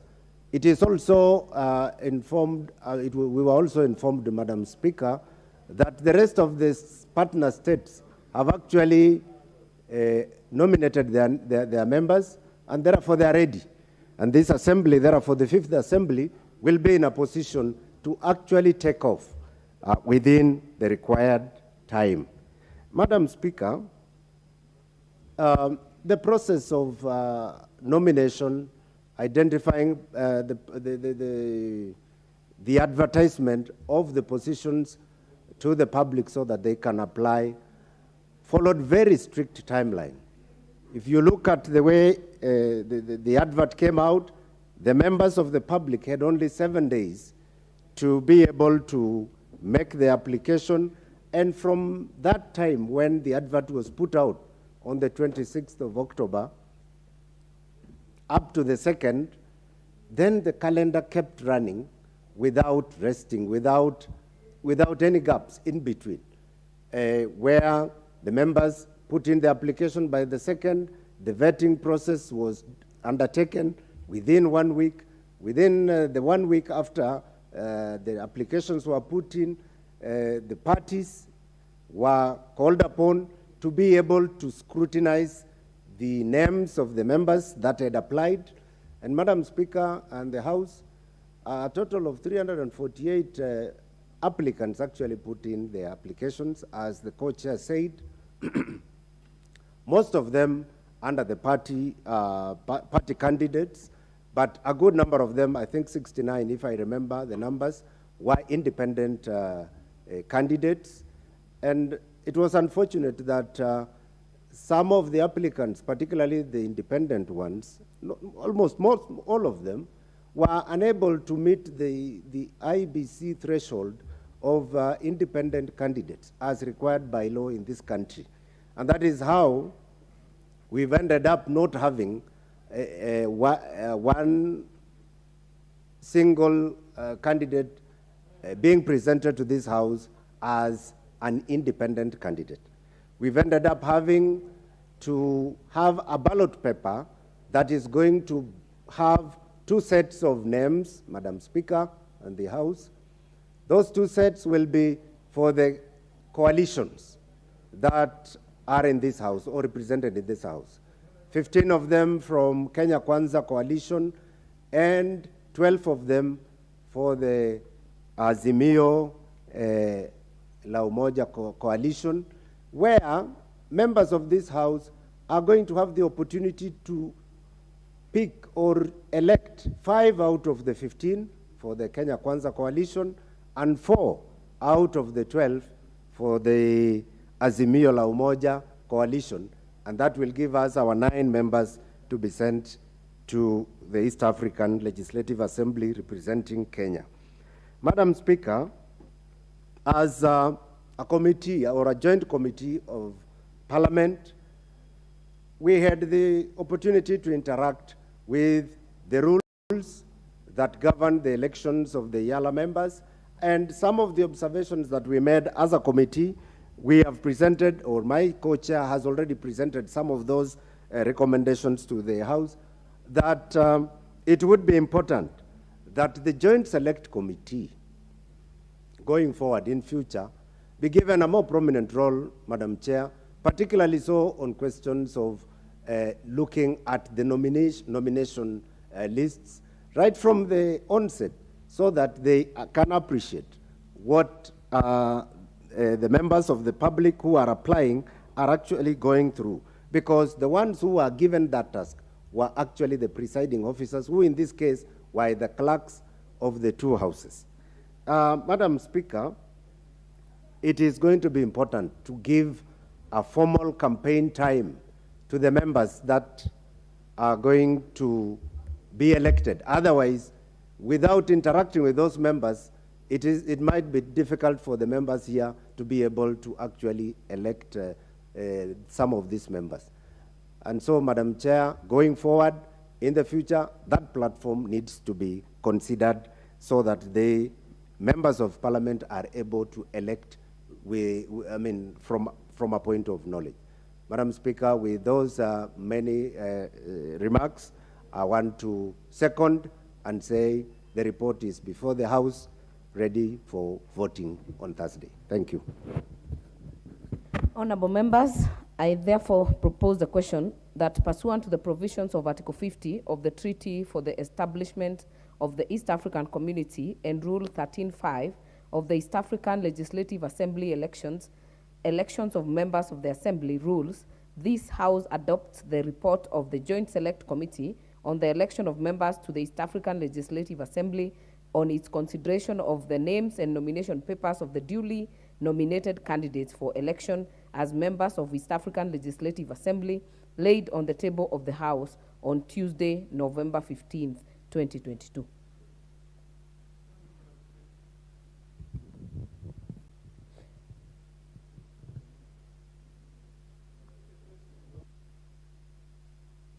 Give this chance to Honorable Member for Bureti, Kibet, Honorable Kibet Komingoi. If not in the House, I will give this chance to Honorable Johanna Ngeno, member for Emurua Dikir. Thank you, Madam Speaker, for allowing me also this opportunity to weigh in on this particular motion, which is a motion on selection of members to the YALA.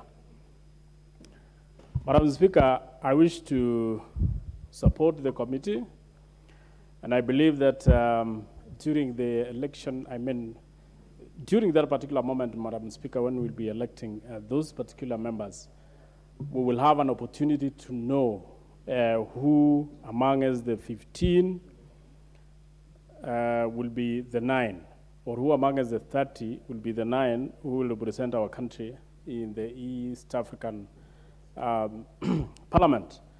Madam Speaker, I will still stick to the very issue which I raised before when we were actually appointing the committee to look into this matter, that it is time we do a legislation. And I wish to ask the chairperson, to look into the regulations and the rules that create the East African Parliament. I wish to ask the member to look into those particular rules so that we can amend the part of the treaty, because, you know, East African Parliament is a creature of a treaty. And of course, you know, we have the East African Parliament and we have the East African Court. Madam Speaker, when you look at those two institutions, those are institutions which are created from, or whose membership are members of different states, which means that is a body that is higher than, or that is supposed to be superior to the bodies that we have back home. Madam Speaker, if you look even at the East African Court, Madam Speaker, the East African Court rules... Order. Pole, Mr. Speaker, you know me, Mr. Speaker, you are my good friend, and I had not noticed that there was change of guard. Mr. Speaker, Mr. Speaker, I used to say that when you look at the East African Court, the East African Court normally rules on matters that had been dispensed with at the Supreme Court of the country. But when you look at the selection of those people who sit in that particular court, Mr. Speaker, they are not comparable to the Superior Court judges. So sometimes, Mr. Speaker, I think some rulings are upside down, because how can a judge who is of a superior, who is of an inferior position, rule again as a judge of the Supreme Court, who is of a higher ranking? Mr. Speaker, the same thing with the members to the Legislative Assembly of East Africa. Madam Speaker, we need to do a law that will allow members who go to that particular court, or those members who go to the assembly, to be members of high stature, because that assembly should be of high status. Mr. Speaker, having said that, I wish to say that what are our interests in YALA? Mr. Speaker, our interest in YALA is as stated by the functions that this YALA is supposed to perform. The YALA is supposed to liaise with the National Assembly and the partner states on matters relating to the community. Mr. Speaker, we are talking about the community of East Africa. The community is the countries which are within that particular scope. Mr. Speaker, that is the reason why I think when we are electing members to that particular assembly, we need to be like what the chair has said. The chair has stated that members who are making applications to this particular assembly, Mr. Speaker, in other countries, they do a presentation to the people who are selecting or to the people who are electing. We also need to change the rules so that the members who are applying or making applications to this particular assembly must also do a presentation, so that those people who are going to be picking them will look at their proper presentation. Mr. Speaker, the other function of this particular assembly is to discuss matters. Other than the question of approving budgets and all that, the other part which is very important, Mr. Speaker, is the discussion on matters referred to regarding the community and making recommendations as it may deem necessary to the implementation of the community treaty. Mr. Speaker, remember, treaties are very serious laws which actually guide the relationship between countries, between states. And that is why, Mr. Speaker, I think the members who have been proposed to this particular selection, Mr. Speaker, are up to the task. I would say, even when we are doing other selections, Mr. Speaker, I wish to say that, Mr. Speaker, I wish you protect me from the interruption, and I wish to proceed by saying, Mr. Speaker, the names which have been forwarded to this particular House are members who we believe will go and represent our country properly. These are people who we think have good, credible, and reputations. These are members who have, some of them have been members of this House, some of them have been members of the Senate, some have been members of the society who've been practicing on one way or another. These are people, Mr. Speaker, it's a good selection that we know. Order, Honorable Joanna Ngeno, is on. What is out of order? Thank you, Mr. Speaker. Mr. Speaker, I beg your indulgence on Standing Order number 95. Mr. Speaker, we are aware as a House that we need to conclude this matter, and I can look at the House and I see we have a quorum. And Mr. Speaker, therefore, we need also this matter to be gazetted so that we are able to vote for the candidates on Thursday. So I humbly request the House that they allow the mover to reply so that we are able to abide with the timelines as per the regulations, Mr. Speaker. I thank you.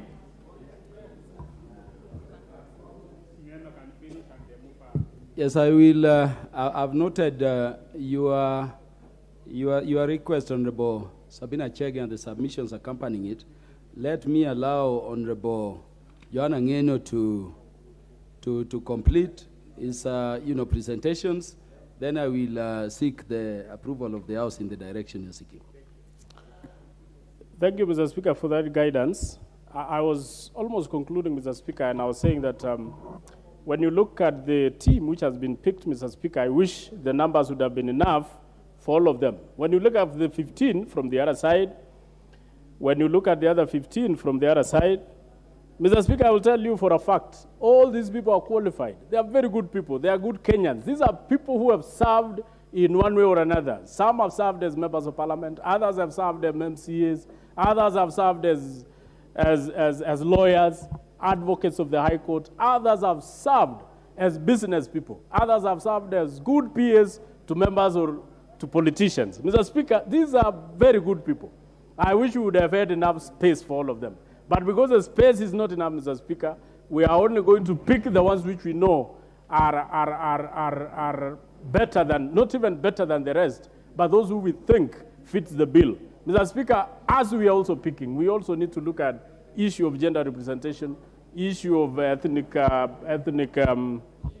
regional balance, and all those other issues, Mr. Speaker. And given also that we in this House are represented regionally and gender-wise and all that, Mr. Speaker. So these members will sit and look at those people who fit that particular bill. Otherwise, Mr. Speaker, as we are going to vote, I wish those members who will be picked to represent this country properly give us a good name and also legislate on matters that brings together the whole East African community. And most importantly, to pray for the country which is at war now and which has also lately joined the East African community, the Republic of Congo. Thank you, Mr. Speaker, and I support. Yeah, Honorable Sabina Chege has stood at a place to ask whether the mover should be called upon to reply. Will as many as are of that opinion say aye? Aye. Will as many as are of the contrary opinion say nay? Mover. Thank you, Honorable Speaker. May I take this opportunity to thank all the members who have contributed. Thank most sincerely both members of both houses, Joint Select Committee. Thank our clerks who worked tirelessly. And on a personal level, I thank the presiding officers who also worked tirelessly to see this process complete. Honorable members, The timelines of this election is normally very, very strict. And for that reason, we need to gazette tonight so that we have the election on Thursday. With that, I wish to thank everyone, and Honorable Speaker, I move to reply. I put the question that pursuant to the provisions of Article 50 of the Treaty of the Establishment of the East African Community and Rule 13, subsection 5 of the East African Legislative Assembly elections, election of members of the Assembly rules. This House adopts the report of the Joint Select Committee on the election of members of the East African Legislative Assembly on its consideration of the names and nomination papers of the duly nominated candidates for election as members of the East African Legislative Assembly. Will as many as are of that opinion say aye? Aye. As many as are of the contrary opinion say nay? The ayes have it. Order, members, order, members. I beg the members to say we put a question on order 9. On order 9. Order majority whip, freeze. Who is that walking out? Freeze. Members, because you are there, there is a question which was deferred for motion number 9. And so I also put the question that pursuant to the provisions of section 43, subsection 4 of the National Government Constituency Development Fund, Act 2015, and paragraphs 5, subparagraph 2 and subparagraph 10 of the National Government Constituency Development Fund Regulations 2016, this House approves the list of nominees for appointment to the following 124 constituency committees of the National Government Constituency Development Fund as laid out in the order paper. Will as many as are of that opinion say aye? Aye. As many as are of the contrary opinion say nay? The ayes have it. Thank you. Next order.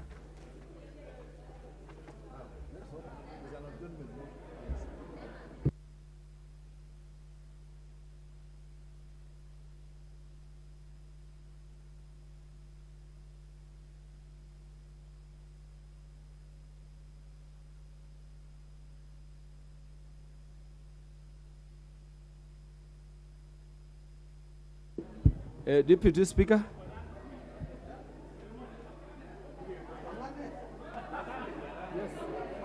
There is an adjournment motion. An adjournment motion to be moved by the Deputy Speaker.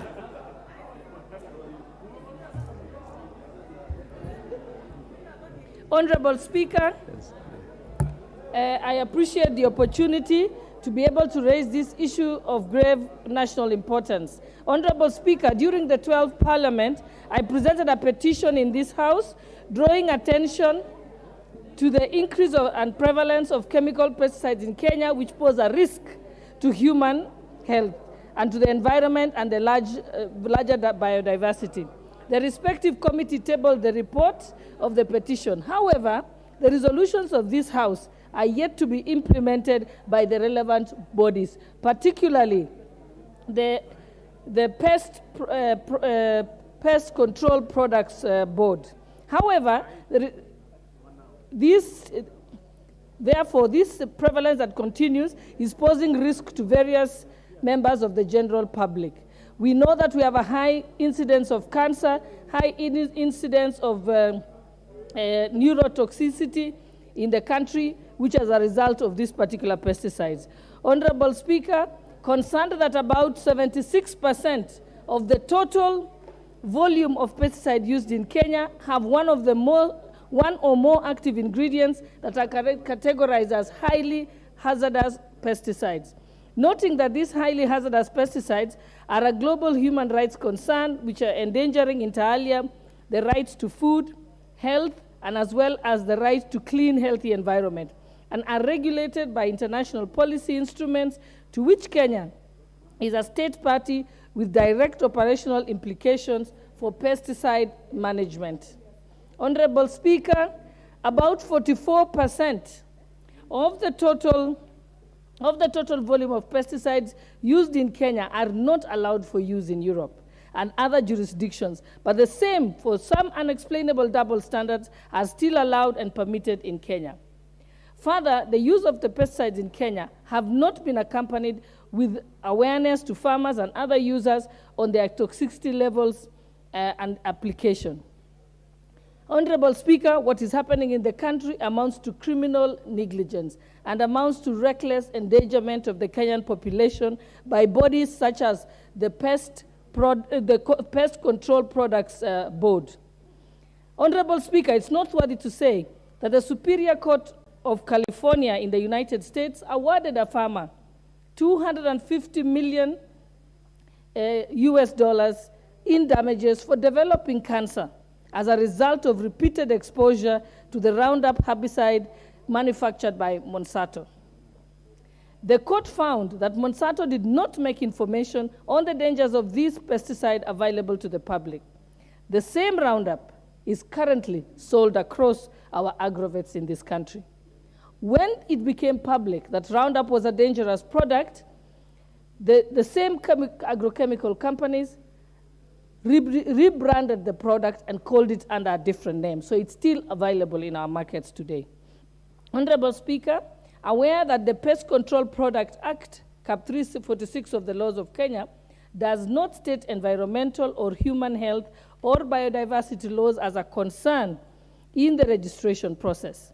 Further aware that the Kenya Plant Health Inspectorate Service has been contravening Section 15 of the Pest Control Product Act by failing to publish the available information on actual levels of the pesticides in food samples collected and putting in place a regular monitoring system. Honorable Speaker, noting also that the Pest Control Products Board has not been following the World Health Organization and Food and Agriculture Organization International Code of Conduct on pesticide management.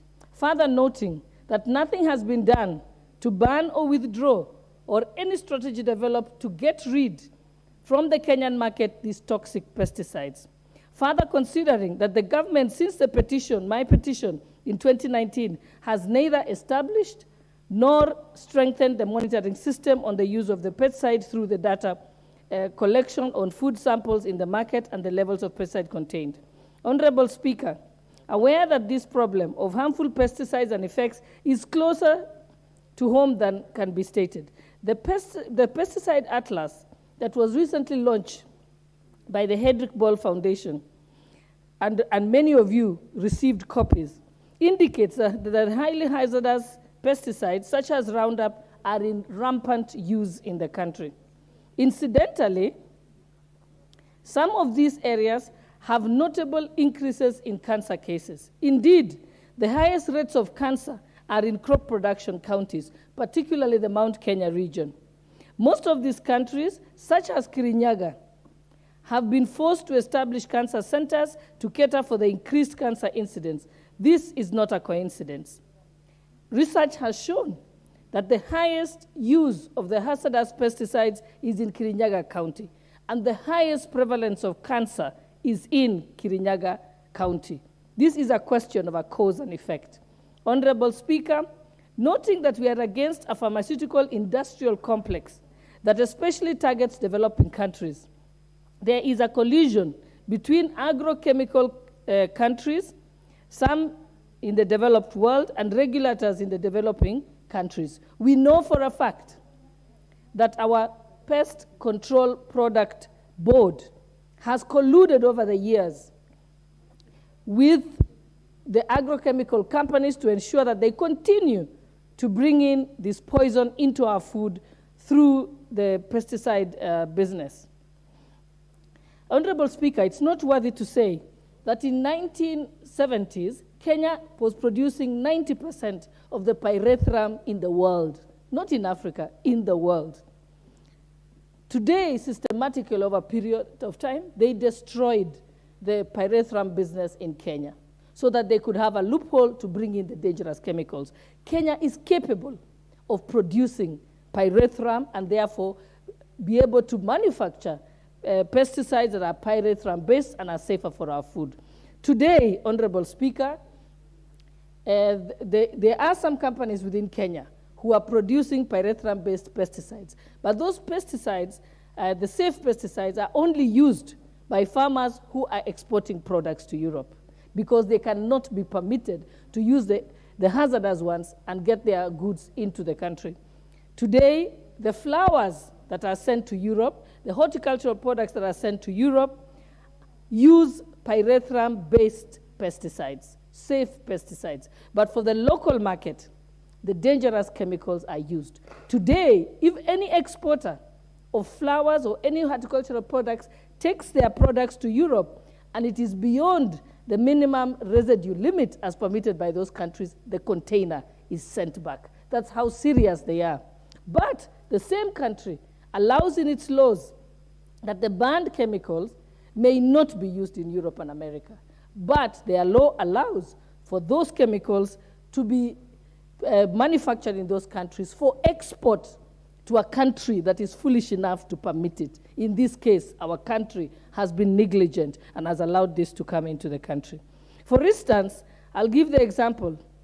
Last year and the year before, when Kenya was tackling the locust menace, the World Health Organization allowed the use of chemical sprays that contained compounds that are prohibited in Europe and other Western countries.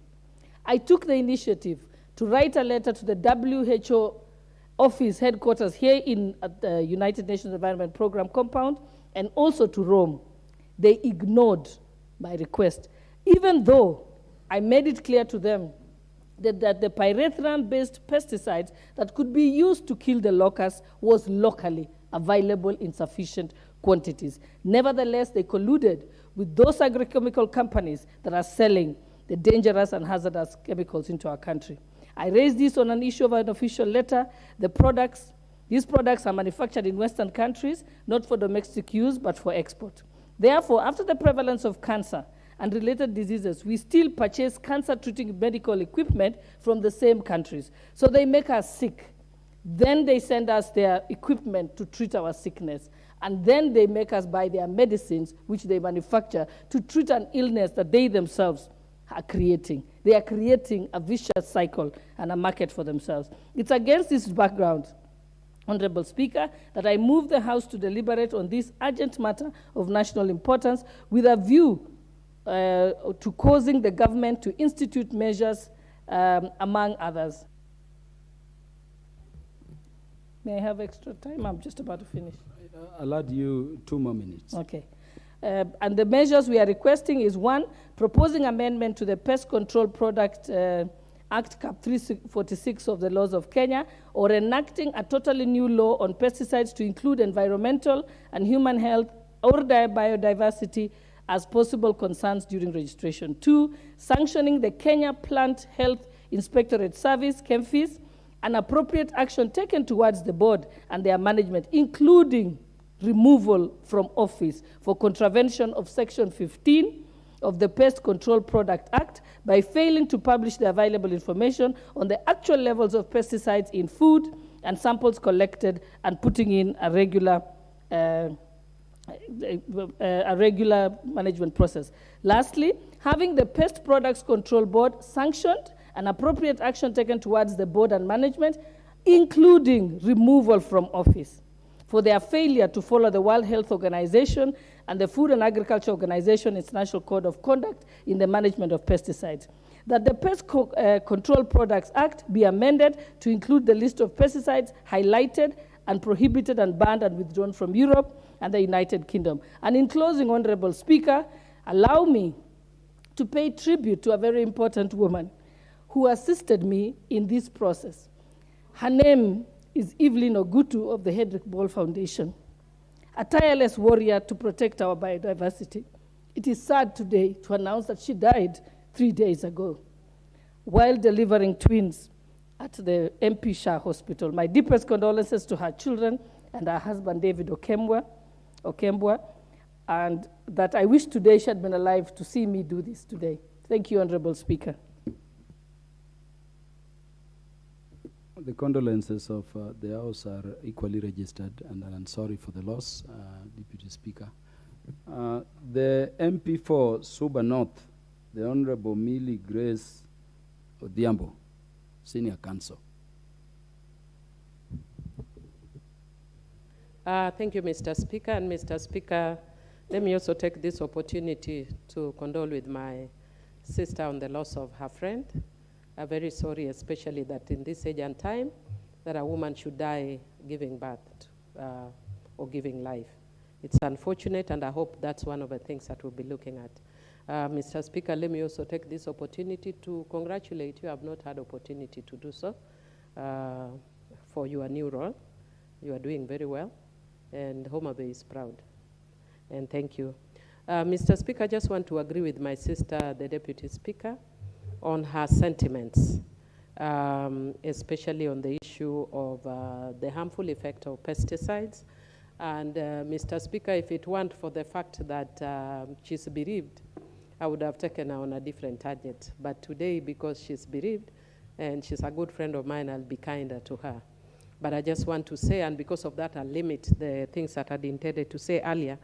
But I just want to say, so that I don't go back and forth on a lot of these issues. But I want to say that for the longest time, we've been very careless in the way we expose our citizens to a lot of hazardous items in this country. From pesticides to the situation now where we are seeing fish dying in Lake Victoria, and could be also from harmful industrial waste, and we don't take that seriously. And Mr. Speaker, it is no wonder that we have a lot of cases of cancer, and it is not just in Kirinyaga. If you actually look at a place like in my constituency, Mr. Speaker, every time you go there, when I have a public gathering, there will always be a person coming to you with a case of cancer. Cervical cancer, breast cancer. The worst actually during campaigns, I think I've shared before the floor, was a woman who the public asked me to support. And because I think the woman didn't think I took the issue seriously, she came and undressed before the public so that I could see how badly it was. And I've never seen such a breast in my life. And the issue of even just access to the basic care when you have cases of cancer like that, yet a lot of them are preventable. When you look at countries like the US and other developed countries, you hear people saying, my mother died very young, my father died very young. How old? At 80. Yet the life expectancy in my constituency until recently was 37 years, Mr. Speaker, in this age and time. And again, as I'm saying, a lot of these things are very preventable. So I want to agree with my sister that we need to amend the law to take into account these harmful effects. But I also want to say that I do not agree that we actually remove the boards, because it's not their fault. If you actually look at some of the things that are being said, there's a problem in the law. But there's also lack of coherent government policy.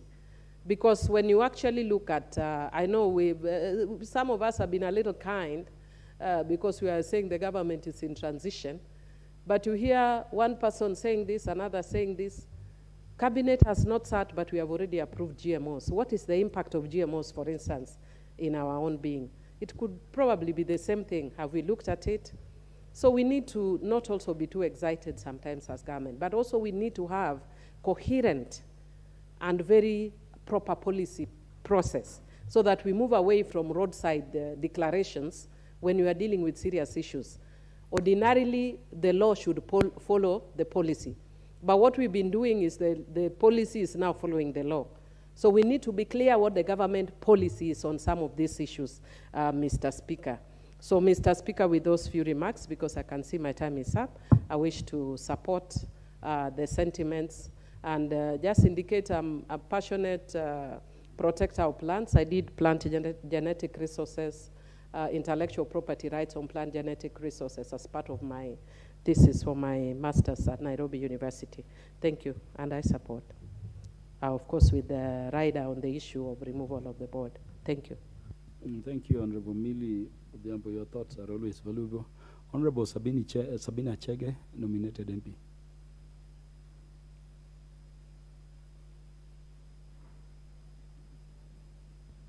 Thank you, Mr. Speaker. And on the onset, I want to really support. My sister is also condole with the friend and the family. Mr. Speaker, the Deputy Speaker has been very passionate about this matter, and I want just to register that this matter was brought before my Committee on Health, and I was the Chair of Health. We deliberated on the matter. It was in form of a petition. We involved several stakeholders, Mr. Speaker.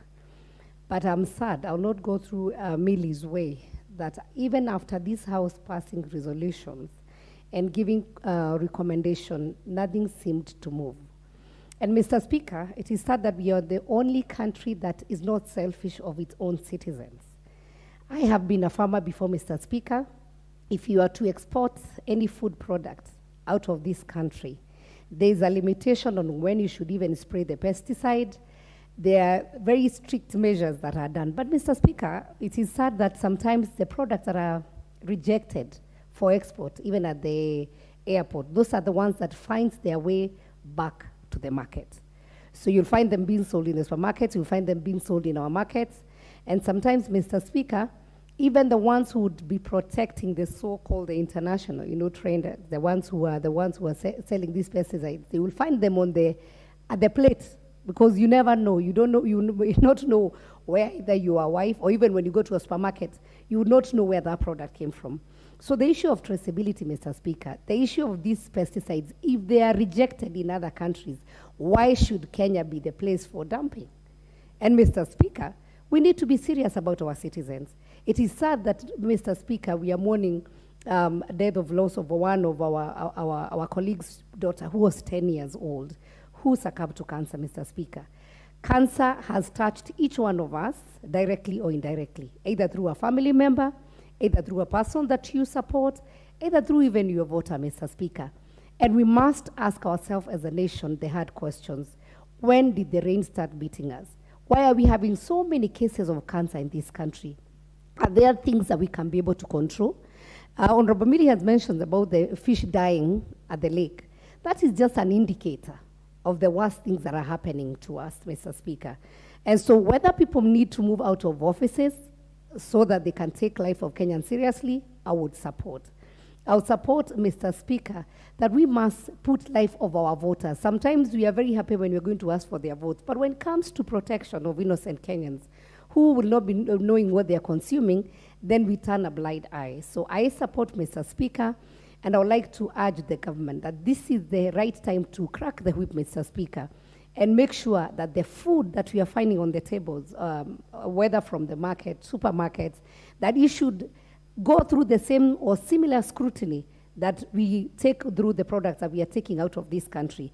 We must protect our own first before we even think about the commercialization, about the money that we are getting outside there when you're exporting products, but not keen on our own, Mr. Speaker. So I support, Mr. Speaker, and I pray that this House, whatever deliberation will be passed, and I don't know which committee really, Mr. Speaker, looks at the issues that are passed in this House, because sometimes we take a long time, we deliberate, we research, we call the stakeholders, but after we pass resolutions in this House, then people get away with them.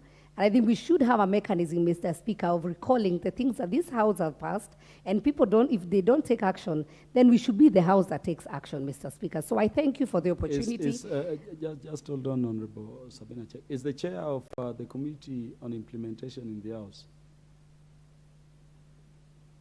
Because I remember this debate was raised by the Deputy Speaker in the last Parliament. Yes.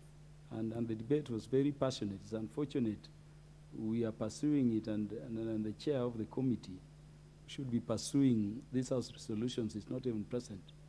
Is the vice chair there? He's a member. A member of the committee is there? A member. Yeah, so she'll get a chance to speak. But take note.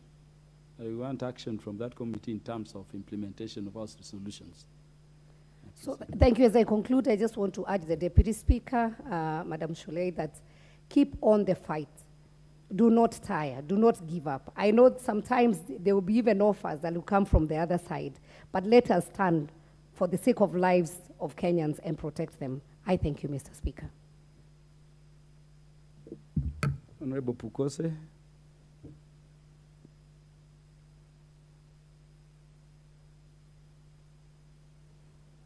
Thank you, Honorable Speaker, for allowing me to support this motion on adjournment by our Honorable Deputy Speaker, Madam Paul Cholet, that first I want to congratulate her for the passion that she's followed this matter, despite the fact that it has not been, she's not been able to move far. But highlighting on it is actually one way of making people to be aware and the institutions concerned. Honorable Speaker, why haven't we moved? Because when you look at the impact of pesticides, you look at even herbicides, like paraquat, herbicides that are glyphosate, that are completely harmful. If you take a sip of paraquat, it will kill a human being. And yet the factories continue manufacturing it. We continue using it within our own system. One of our biggest problems, which we must be able to accept as a country, is that we are weak on legislation. There is no law on food safety in this country. And the Committee on Agriculture, I think, was trying to look at the law on food safety, and they have not even brought it into this floor. It is not yet, even for the pre-publication. And I want to call upon the Cabinet Secretary for Agriculture and the PS Agriculture and the Committee on Agriculture that this is a time to seize, that we must be able to begin early and have a law on food safety, because food safety is a very important factor. Honorable Speaker, occasionally, most of us who go to Western Kenya, you drive all the way to Sokomchinga at the border of Nyandarua and here, and you look at the lorries carrying cabbages and sukuma wiki. That is not the way to transport food. And that food will end up in Nairobi, it will end up in your supermarket, and it will end up in your table, and you'll eat. That is not a hygienic food. We did not have proper packaging of food even in this country. We do not have even proper transportation. How do we transport even cabbages, leave alone anything else, even cabbages, right from where they have been done up to here. And even those cabbages, as you bring them from the farm, have we washed them to make sure that the chemicals have been washed off? Because when you spray these chemicals on the land, to spray the cabbages, or to spray the sukuma wiki, or to spray even fruits in the farm, what happens is the contents that are going to remain on the food before it reaches the market, we do not have a mechanism to ensure that this food that is reaching the market is safe for human consumption. Because there must be a mechanism to ensure that even by the time it is going to the supermarket, it has been washed to a certain level that it is safe for consumption. We'll pick it in even fruits which you go buy in the supermarket. They've been sprayed with the chemicals, both herbicides and pesticides. You go into the supermarket, you buy them, you even start chewing it in the car or on your way to your home. And that is how many people are going to get cancers. That is how many people are going to get other conditions, whether neurotoxic, whether hormonal diseases, whether genetic diseases. That's how we are going to transmit. So for me, I think where we need to begin as a country is to have a food safety law. Once we have that, we should also strengthen the pesticide control unit within the Ministry of Agriculture. When it comes to even, occasionally you'll hear people complaining that the sugar has some bit of mercury. They're complaining that the meat in the supermarket has been given a lot of preservatives beyond the normal. Then it is just for a short period. Then after that, people go back to their day-to-day consumption. They continue eating the sugar with mercury. They continue eating the meat that has been put more chemical preservatives. You go to the supermarket,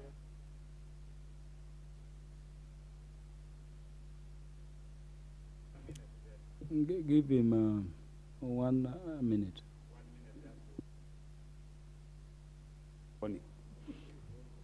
I was waiting for the warning, Honorable Speaker, so that I can be able to time myself. And thank you, Honorable Speaker, for being magnanimous to give me 1 minute.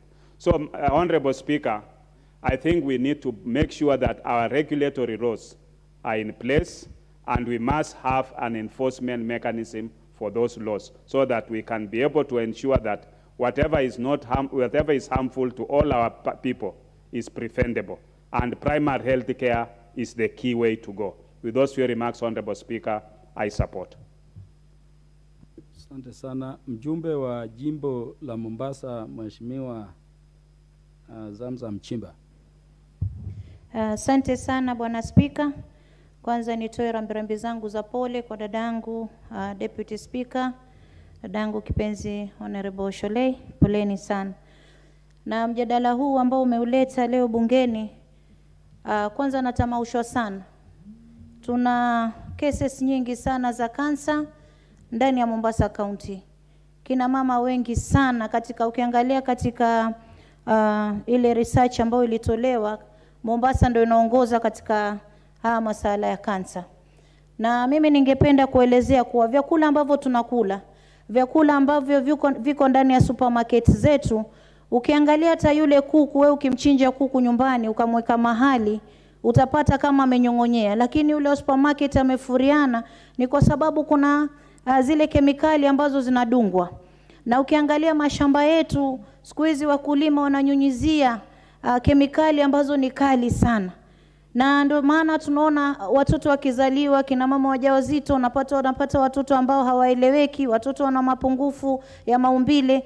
Kwa hiyo mimi ningependa kusema jambo hili, na zile sehemu husika, wahusika lazima waangalie kuwa waweza wakafanya sheria gani ambayo inaweza ikakontrol mambo kama haya, kwa sababu imekuwa sasa ni donda sugu ndani ya taifa la Kenya. Na mimi ningependa kusema kama alivyosema dadangu Sholei, ikiwa kama tulikuwa sisi tunatoa pyrethrum hapa nyumbani, kwa nini kampuni zetu ama factories zetu, viwanda vyetu vya hapa nchini vio vinafungwa kila siku?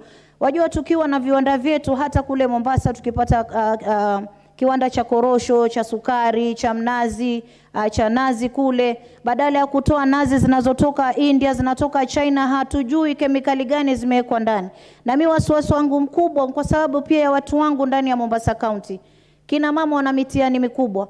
Kwa hiyo mimi ningependa kushauri kuwa hao wanaohusika kupitisha mambo kama haya, tuangalie sheria ambayo inaweza ikaeka vizingiti na kuweza kucontrol zile kemikali ambazo zinatumiwa katika mashamba yetu kwanza, na kisha hata KEBS waangalie kemikali gani ambazo zinatumiwa kwa vyakula ambavyo vinaletwa ndani ya supermarkets zetu.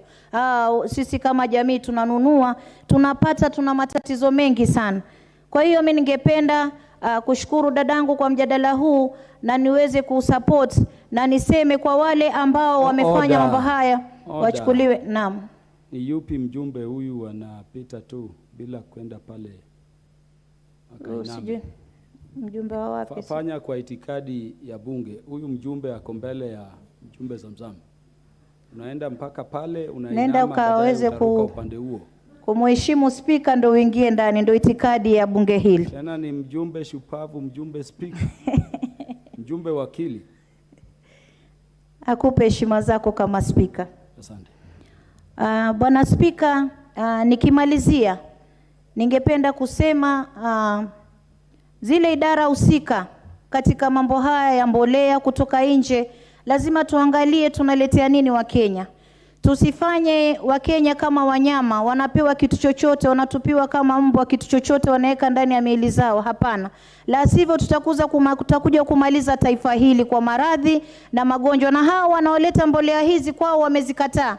Lakini mimi nakaa nafikiria ama ndio ile mpango ya kuweza kupunguza nambari za wananchi katika dunia, ndio maana tunaletewa Kenya matatizo yote yanabwagwa hapa.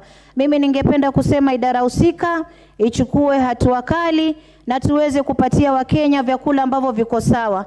Asante sana Bwana Spika, na mimi ni mjumbe wa Mombasa na kila siku nitatetea wananchi wa Mombasa. Asante sana. Asante sana. MP for Laikipia East, the Honorable Mwangi Kiunjuri. Thank you, Mr. Speaker, for allowing to contribute to this very important motion before us, debate. And I thank the Deputy Speaker for moving it. Because, Mr. Speaker, if you look at what we are discussing today and the health of our people, the suffering that we are going through as a country, and noting is that an issue of our negligence, because Pest and Control Board are professionals. It's a professional body with professionals, and I believe their first duty is to protect the rights of Kenyans. Today, Mr. Speaker, as we speak, they owe us duty equally the same way agrochemicals companies and suppliers owe us duty of care to disclose and full disclosure on the effect of the pesticides that we are using. All over the world, Mr. Speaker, it is the duty of any manufacturer to ensure that they educate the users of their finished commodities on the dangers that can befall them. Today, if you look at Kenya, for example, cigarettes, we have every package with information warning that smoking is harmful to your body. If we can do that to our own entrepreneurs, our own factories in this country, why do we, Mr. Speaker, allow other foreign companies to come to Kenya, dominate us in our own territory with the knowledge of our professionals, with the bodies that are set to protect Kenyans to continue with these activities? Above all, Mr. Speaker, we are not talking of black market, whereby trade is being conducted without knowledge of the authorities. We are talking of chemicals supplied in this country. Our own institutions are aware of the dangers, and they have not even taken the simplest step, Mr. Speaker. Because, for example, it is not only how harmful the chemicals will be when you consume the product, but also from even applying. And that is why it is important, again, for us to discuss issues of extension. Do we have even Kenyans who are trained enough? Do we have them at the county level or national level who should be able now to even teach Kenyans how to apply these chemicals, even those that are not harmful? Because, Mr. Speaker, you get people spraying in their farms, no protection gear at all. There is no even issues of hygiene, what they should do after applying those chemicals. Then again, you get farmers spraying their vegetables in the morning, and in the afternoon, these vegetables get to the market. Do we have any food safety law? Because that is where we should start from. Again, are we even implementing the laws that we have today? It shows how we have neglected ourselves, our people, Mr. Speaker, and we continue blaming others. But now, Mr. Speaker, that we know the companies, they know themselves. Cases have been decided globally. But again, they cannot sell these products in their own countries. And even if they do so, they do it under supervision, and they adhere to the rules and regulations. But this is the only place you can come and dump. They don't care. They are not going to alert us on the dangers. They cannot educate us. There is no information about it. And the institutions that should do so, Mr. Speaker, and with the technology these days, because with even apps, even those people in the villages can be able to follow up the procedures laid down, Mr. Speaker. It is a high time that this House decisively come up with a law, ensure that laws are being formed, empower the implementation committee if it's not empowered, and above all, monitoring must be a must in this country. People are suffering, Central Province has suffered, the whole country has suffered, and it is high time we support, Mr. Speaker, and I believe that we shall have amendments that should be adhered to, followed, to ensure that we protect our people. I beg to support. Thank you, Honorable Mwangi Kiunjuri. I know only a few of us remember you are the former Minister for Agriculture, and therefore you are speaking from deep knowledge about the subject matter. The MP for Nyeri Town, the Honorable Maina Madenge. Thank you, Mr. Speaker. I rise to support the motion by our Honorable Deputy Speaker on the issue of pesticides in this country. And let me also congratulate you. My lucky star seems to shine whenever you are on the chair. You should see there more often. I get a chance to speak. However, it is sad that in this country, up to 42% residual pesticides is found on a very popular food, sukuma wiki, practically consumed in every household, right from State House to the rural colonial village in my county of Nyeri. In my constituency, literally every weekend, we are fundraising for cancer treatment, literally every weekend. And a lot of these people are people who have been working in the farms, especially those who are spraying pesticides on coffee and horticultural produce. And therefore, the Pesticides Control Board cannot escape censure from this House. They have been at the helm for quite some time. The question of inspection does not exist. The question of standards, Kenya Bureau of Standards, is also a culprit. The Kenya Plant Health Inspectorate, in terms of monitoring what is happening across the markets in our country, it is sad that in this country, no regulatory body is charged with controlling the quality of fertilizer that is supplied to our farmers. None. There is a complete gap.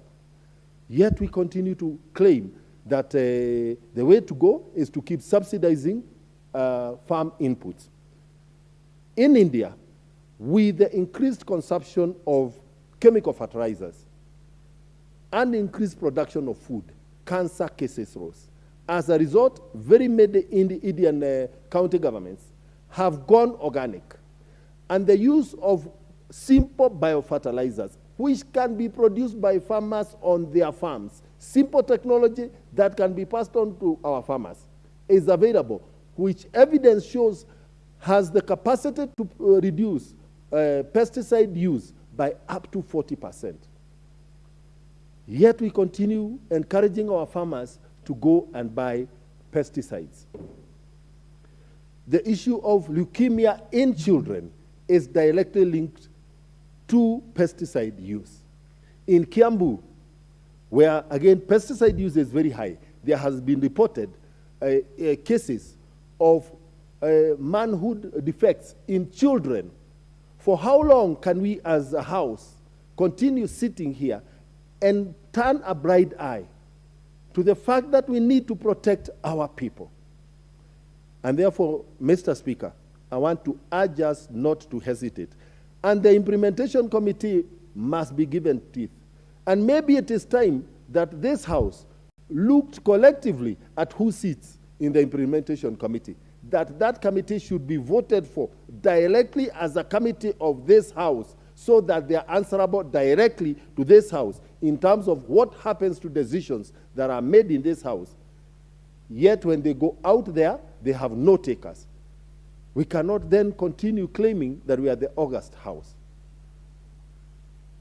We have people who are sanctioned by this House, yet we will find them occupying offices in this country and in government. So, Mr. Speaker, I wish to support this motion. Thank you. Mjumbe wa Jimbo la Migori, Mheshimiwa Fatuma Mohamed.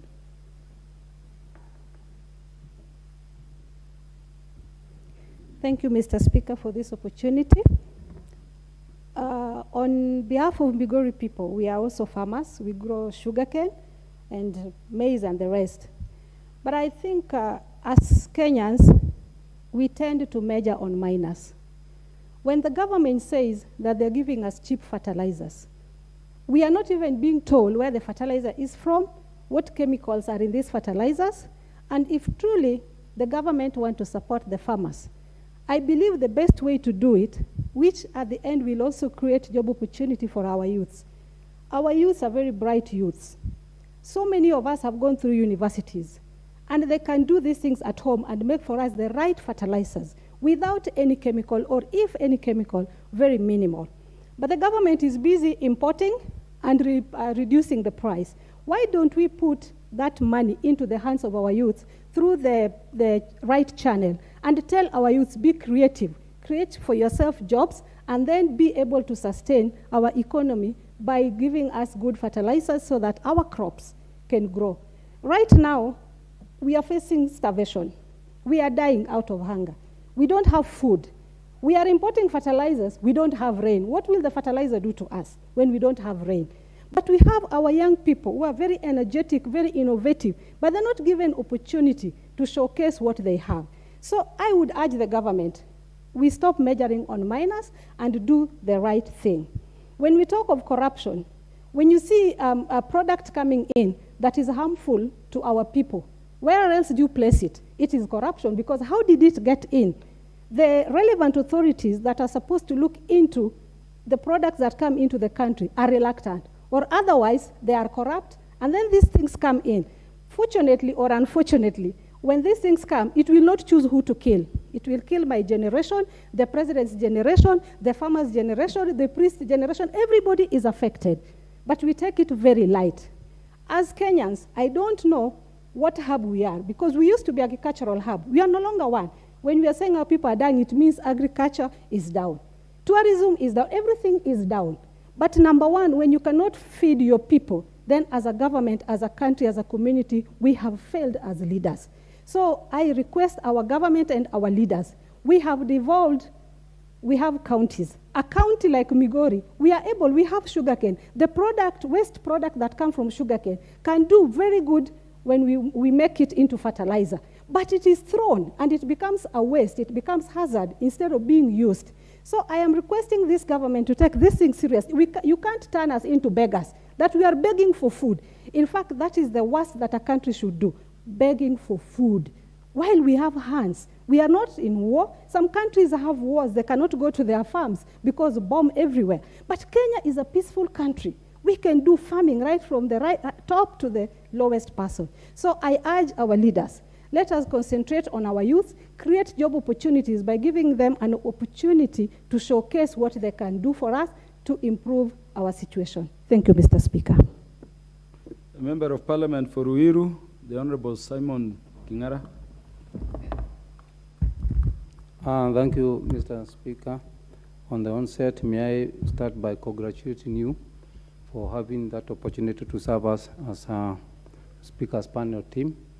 And also, I want to remember the great people of Loiro who have given me an opportunity to serve them for the second time. Mr. Speaker, actually, it's very sad when we know what is eating us and not acting accordingly. And may I also thank our Deputy Speaker for this important adjournment motion, which actually should be maybe the first thing to discuss of, because if we are not healthy, we can't even be here. And it is very sad, Mr. Speaker, to note that not long ago, many diseases were not there. But now we have very many diseases which we have no cure. And it becomes very sad because of it being imported, and yet we have a Kenya Bureau of Standard. I don't know what standard maybe they look at, because as one have just said, the chemicals used in the horticulture, actually they are the lead for these unfamiliar diseases which are affecting even the skin. And maybe that's what leads to be cancer. Mr. Speaker, I said not long ago we had pyrethrum. I come from Kiambu County, where pyrethrum was a read money for the exchequer through income and tax. But unfortunately, Mr. Speaker, that train was killed. Why it was killed, we don't know. and yet it could make good pesticide, whereby we do not need to look for this new pesticide out there. Maybe, Mr. Speaker, sir, to begin with, I think we need first to put very strong legislation, especially on what pesticide can be made by Kenyans. Let it be made by Kenyans. And actually, this will lead into many things. It will create employment.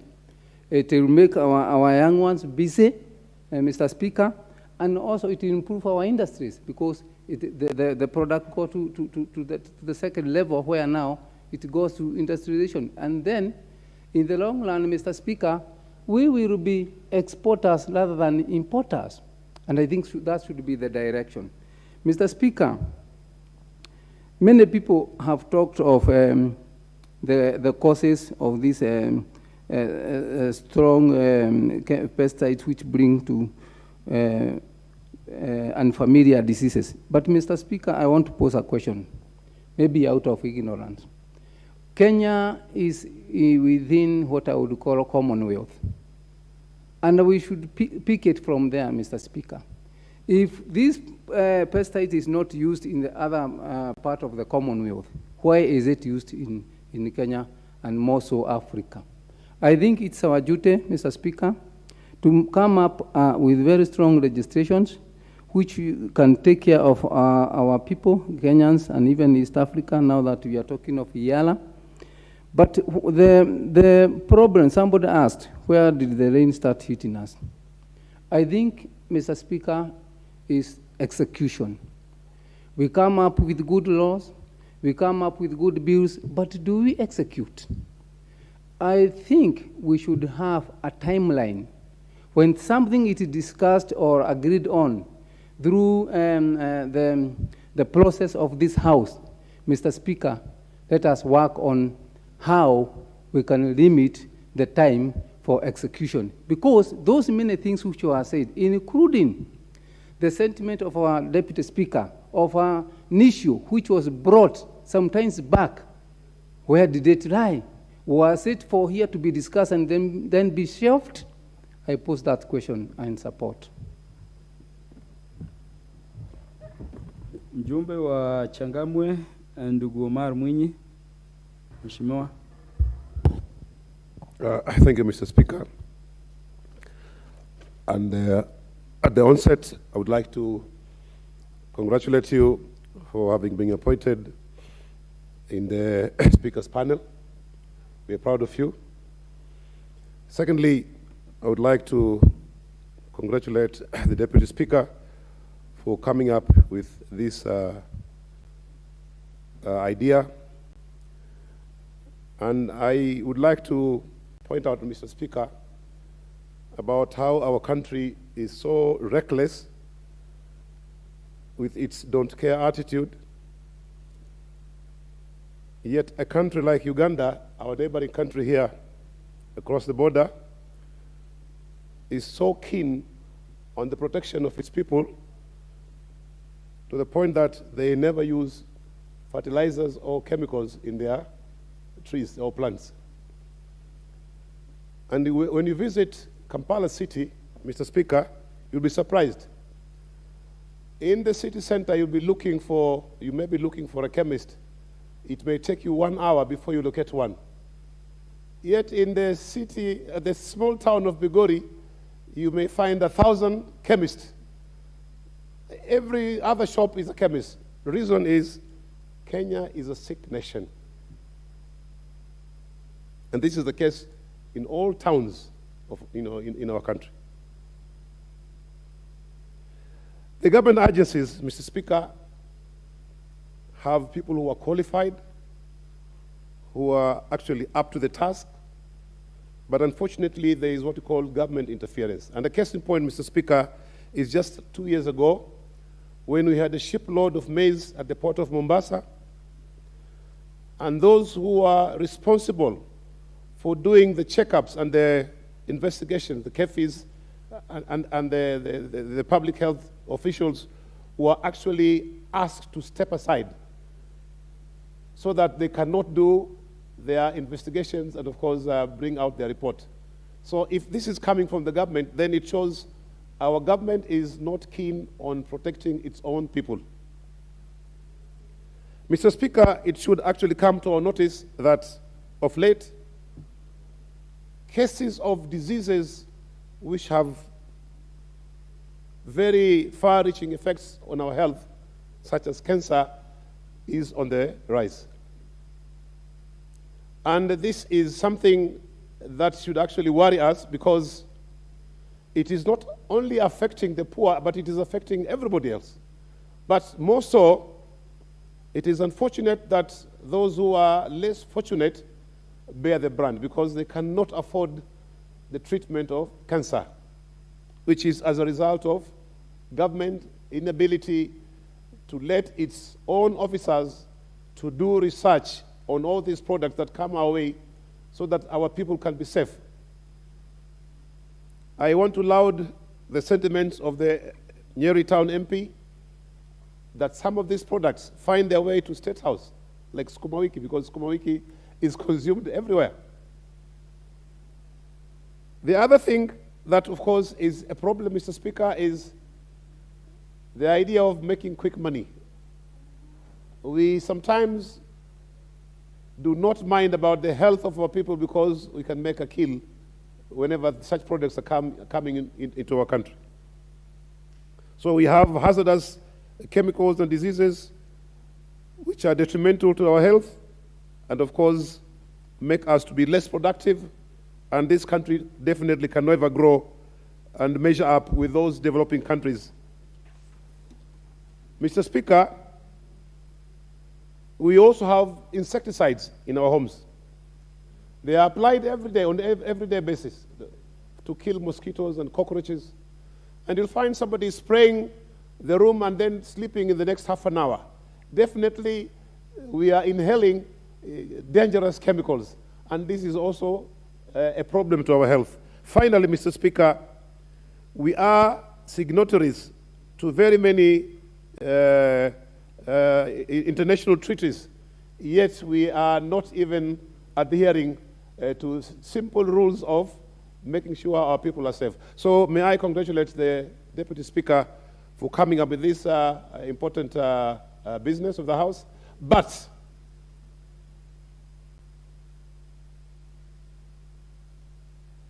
as we can see, the new government has already implemented the use of GMO without even a cabinet decision. You can imagine how our country is put at risk by our own government. So I think we better get our government to put its house in order. Thank you, Mr. Speaker, and I support this motion. The MP for West Mugirango, the Honorable Stephen Mogaka, Senior Counsel. Thank you, Speaker. And one more time, thank you for being vigilant as Speaker and corrective of us, newcomers to the House. I want to add my voice to this pesticide issue in this country, because we have a very high rate of fatalities attributed to pesticides. My constituency, West Mogrango, for instance, is surrounded by TA estates which use a lot of pesticides, and even the employees who are made to use the pesticides have no protective gear. As a result, this country is facing a health crisis, particularly for the illiterate workers of the major TA states who have just to get a living out of exposing themselves to high dangers in the plantations. Besides that, the animals, livestock, sometimes when these pesticides are applied and the animals are going around grazing, many of the animals get sick or even die because of the careless application of the pesticides without warning. Pesticides are poisons, Mr. Speaker, and every poison or medicine in this country is prescribed and has warnings of the dangers that anybody who comes into contact with it suffers. We have skin diseases, Mr. Speaker, that are contracted out of contact of human beings or even animals with pesticides.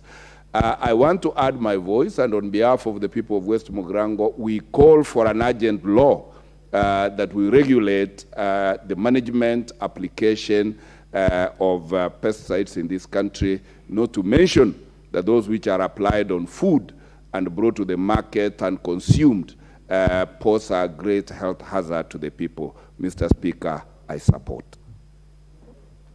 The Member of Parliament for Marsabit County, Dr. Naomi Wako.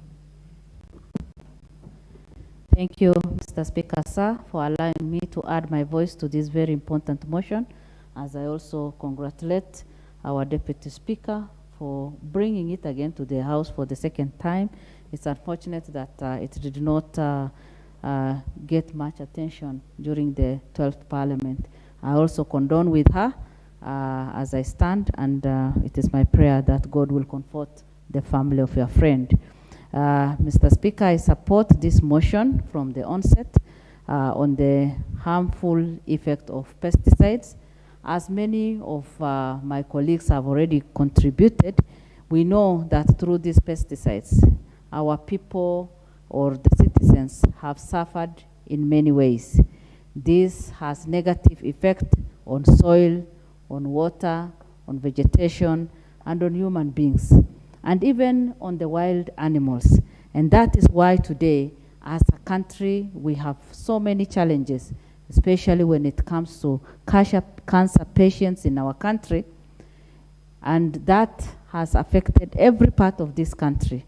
Although, of course, the level or the number of the people from different counties differ, as far as Marsabit County, we have suffered, and we keep losing lives as a result of this, and what is present in one county affects even the other people in another county.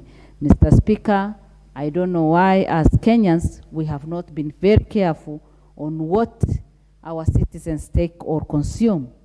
As we all know, prevention is better than cure. We would have prevented most of the problems that we are facing today. But unfortunately, we've not given it attention. Or the love of money has led us into all these problems. And today, every member of parliament knows the challenge that we go through, because almost every weekend, we raise money in order to help somebody who is suffering from either cancer or another terminal disease that was as a result of pesticides. And as we all know, that this is indirect poison that people take in. Mr. Speaker, sir, it is dangerous for us to continue with this.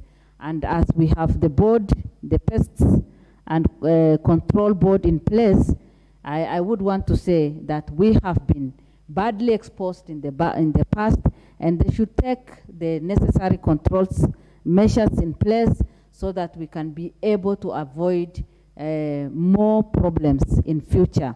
Unless we get serious and have the laws in place and have all the necessary systems in place, our people will continue perishing, which will not be good, because the effect of this is beyond what we can do today as a country. We have already lost a lot, and we need to get into the recovery stage, whereby I know it will take us some years to recover, but it is good for us to get on it and see how we can save lives. I support this motion, and I congratulate our Deputy Speaker. Thank you, Deputy Speaker. Thank you, honorable members, for the interest in the motion.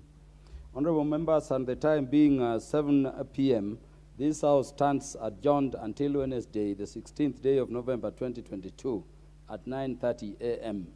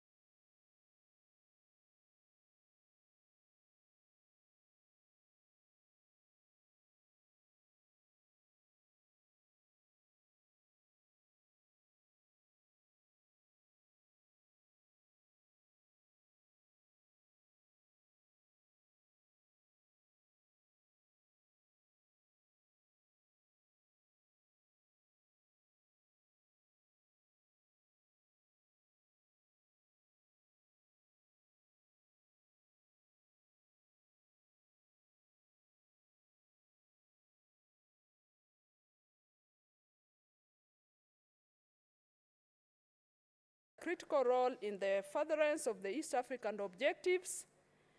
Honorable Speaker, the Fourth Assembly of the East African Legislative Assembly, which commenced on the 18th December 2017, will come to an end on the 17th December 2022. Consequently, member states are expected to elect members of the Assembly within 90 days before the end of the term of the ongoing Assembly. Honorable Speaker, it is in this regard that the National Assembly and the Senate respectively resolved to establish a joint parliamentary select committee on election of members to the East African Legislative Assembly. Honorable Speaker, the Joint Select Committee was established on the 13th and the 18th October 2022 by the National Assembly and the Senate respectively to undertake the functions. And Honorable Speaker, the committee comprises of the following members of the National Assembly. The co-chair from the National Assembly is the Honorable Wanjiku Muhia, MP. The Honorable Dr. Makali Mulu, CBS MP. The Honorable Sabina Chege, CBS MP. The Honorable Dr. John Kanyuthia Mutunga, MP. The Honorable Daniel Epuyo Nanok, MP. The Honorable Francis Sige,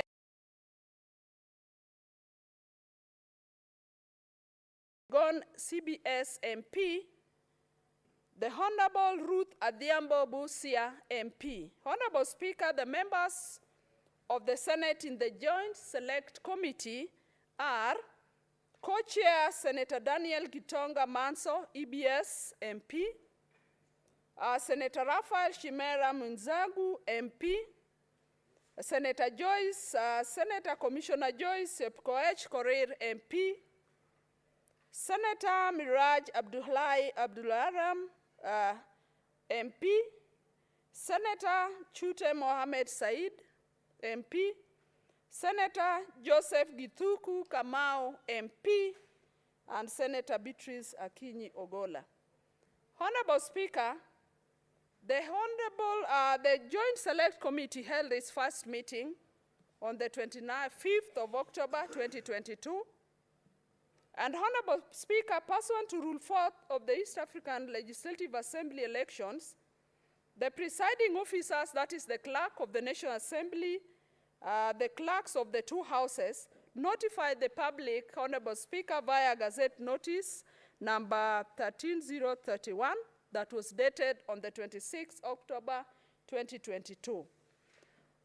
In this, an advertisement was placed on both the Standard and the Daily Nation newspapers on the 26th October 2022, inviting Honorable Speaker interested and qualified persons to apply within a period of 7 days from the date of the notice. Honorable Speaker, at the close of application, that was on the 2nd November, the presiding officers noted that although the total number of applications received was 348, a number of other applicants, Honorable Speaker, had submitted multiple applications with the same applicants submitting, Honorable Speaker, up to even 4 applications. Honorable Speaker, on 7th November 2022, the presiding officers made a pre-nomination briefing to the party leadership of both houses of parliament. And Honorable Speaker, on Wednesday, the 9th November, the presiding officers received nomination documents from candidates of political parties and candidates of independent or political parties. Honorable Speaker, a total of 69, as indicated in the report, appeared before the presiding officers, out of whom, Honorable Speaker, the Kenya Kwanza Alliance Coalition presented 15 candidates, and the Azimio la Umoja One Alliance Coalition presented 12 nominees, while, Honorable Speaker, 42 were candidates of independent political parties. Therefore, Honorable Speaker, pursuant to Rule 12 of the rules, the presiding officers gave the public an opportunity to inspect the nomination papers and lodge any complaints they may have had with respect to the candidates' nominations. Honorable Speaker, the inspection was done on Thursday the 10th and Friday the 11th from 9 a.m. to 4 p.m. as presented, Honorable Speaker. Honorable Speaker, at the close of the nomination on Friday the 11th, the presiding officers forwarded the names and nomination papers of the duly nominated candidates to the Joint Select Committees for consideration and complaints lodged during the inspection days. Honorable Speaker, I also present observations that have been made by the Joint Select Committee that the Joint Select Committee observed that the East African Legislative Assembly elections assigns crucial roles in the election process to the presiding officers instead of the Joint Select Committee. And Honorable Speaker, the Joint Committee observed that some of the candidates did not comply with the advertisements in the Daily Nation and the Standard newspapers and the Kenya Gazette of the 26th October. Most of the applicants, Honorable Speaker, did not comply with the provisions of the Election Act as regards qualification of members of parliament, either through a political party or through independent party. Honorable Speaker, based on the aforementioned observations, the Joint Select Committee therefore recommends enhancement to the East African Legislative Assembly elections. One observation is that to enhance the role of the Joint Select Committee, and Honorable Speaker, the Joint Select Committee also made an observation that a framework should be provided for formal campaigns to the candidate. Honorable Speaker, it is now my pleasant duty and privilege on behalf of the Joint Select Committee to present the report on the election of members to the IALA for your consideration. I thank you and I ask Senator Commissioner Joyce Korir to second.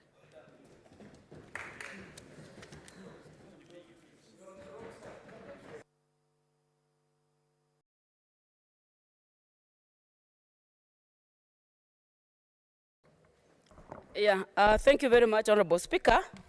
I want to second the report of the Joint Committee, having read by my very able colleague, Honorable Beatrice. Honorable Speaker, having been a member of this committee, we went through a number of meetings in terms of checking on a number of issues that were to assist us in terms of getting the members to this Legislative Assembly as by the EAC treaty that was signed among the nation involved. And I want to say, Honorable Speaker, that there are a number of issues that committee recommended, and one of them was to amend the East African Legislative Assembly elections to enhance the role of the Joint Select Committee. Honorable Speaker, Honorable, my colleague in the report touched on the issue of the members who applied, and the membership that applied indeed was 348, others having made multiple applications, and having the presiding officers having checked the applications, they found that there were 287. Remember, Honorable Speaker, this was done by the presiding officers, and the Joint Committee was not involved. So those are some of the amendments that we also felt as a committee, that the procedure should involve the members of the Joint Committee from the onset, Honorable Speaker. Honorable Speaker, I want to say that these members who have applied for East African Legislative Assembly, Honorable Speaker, a number of them have been our colleagues in the port houses. We've interacted with a number of them. And I want to say, Honorable Speaker, I know the key players on these appointments are the parties, Honorable Speaker. So having been given the list of 15 members from the one of the parties, and the other party is giving us a number of, giving us 9 membership, Honorable Speaker, where we are supposed to have 4 and 5 approval. I want to say, Honorable Speaker, that it is upon the members now to check upon the entire list and come up with the members whom they feel they will represent this nation in the East African Assembly.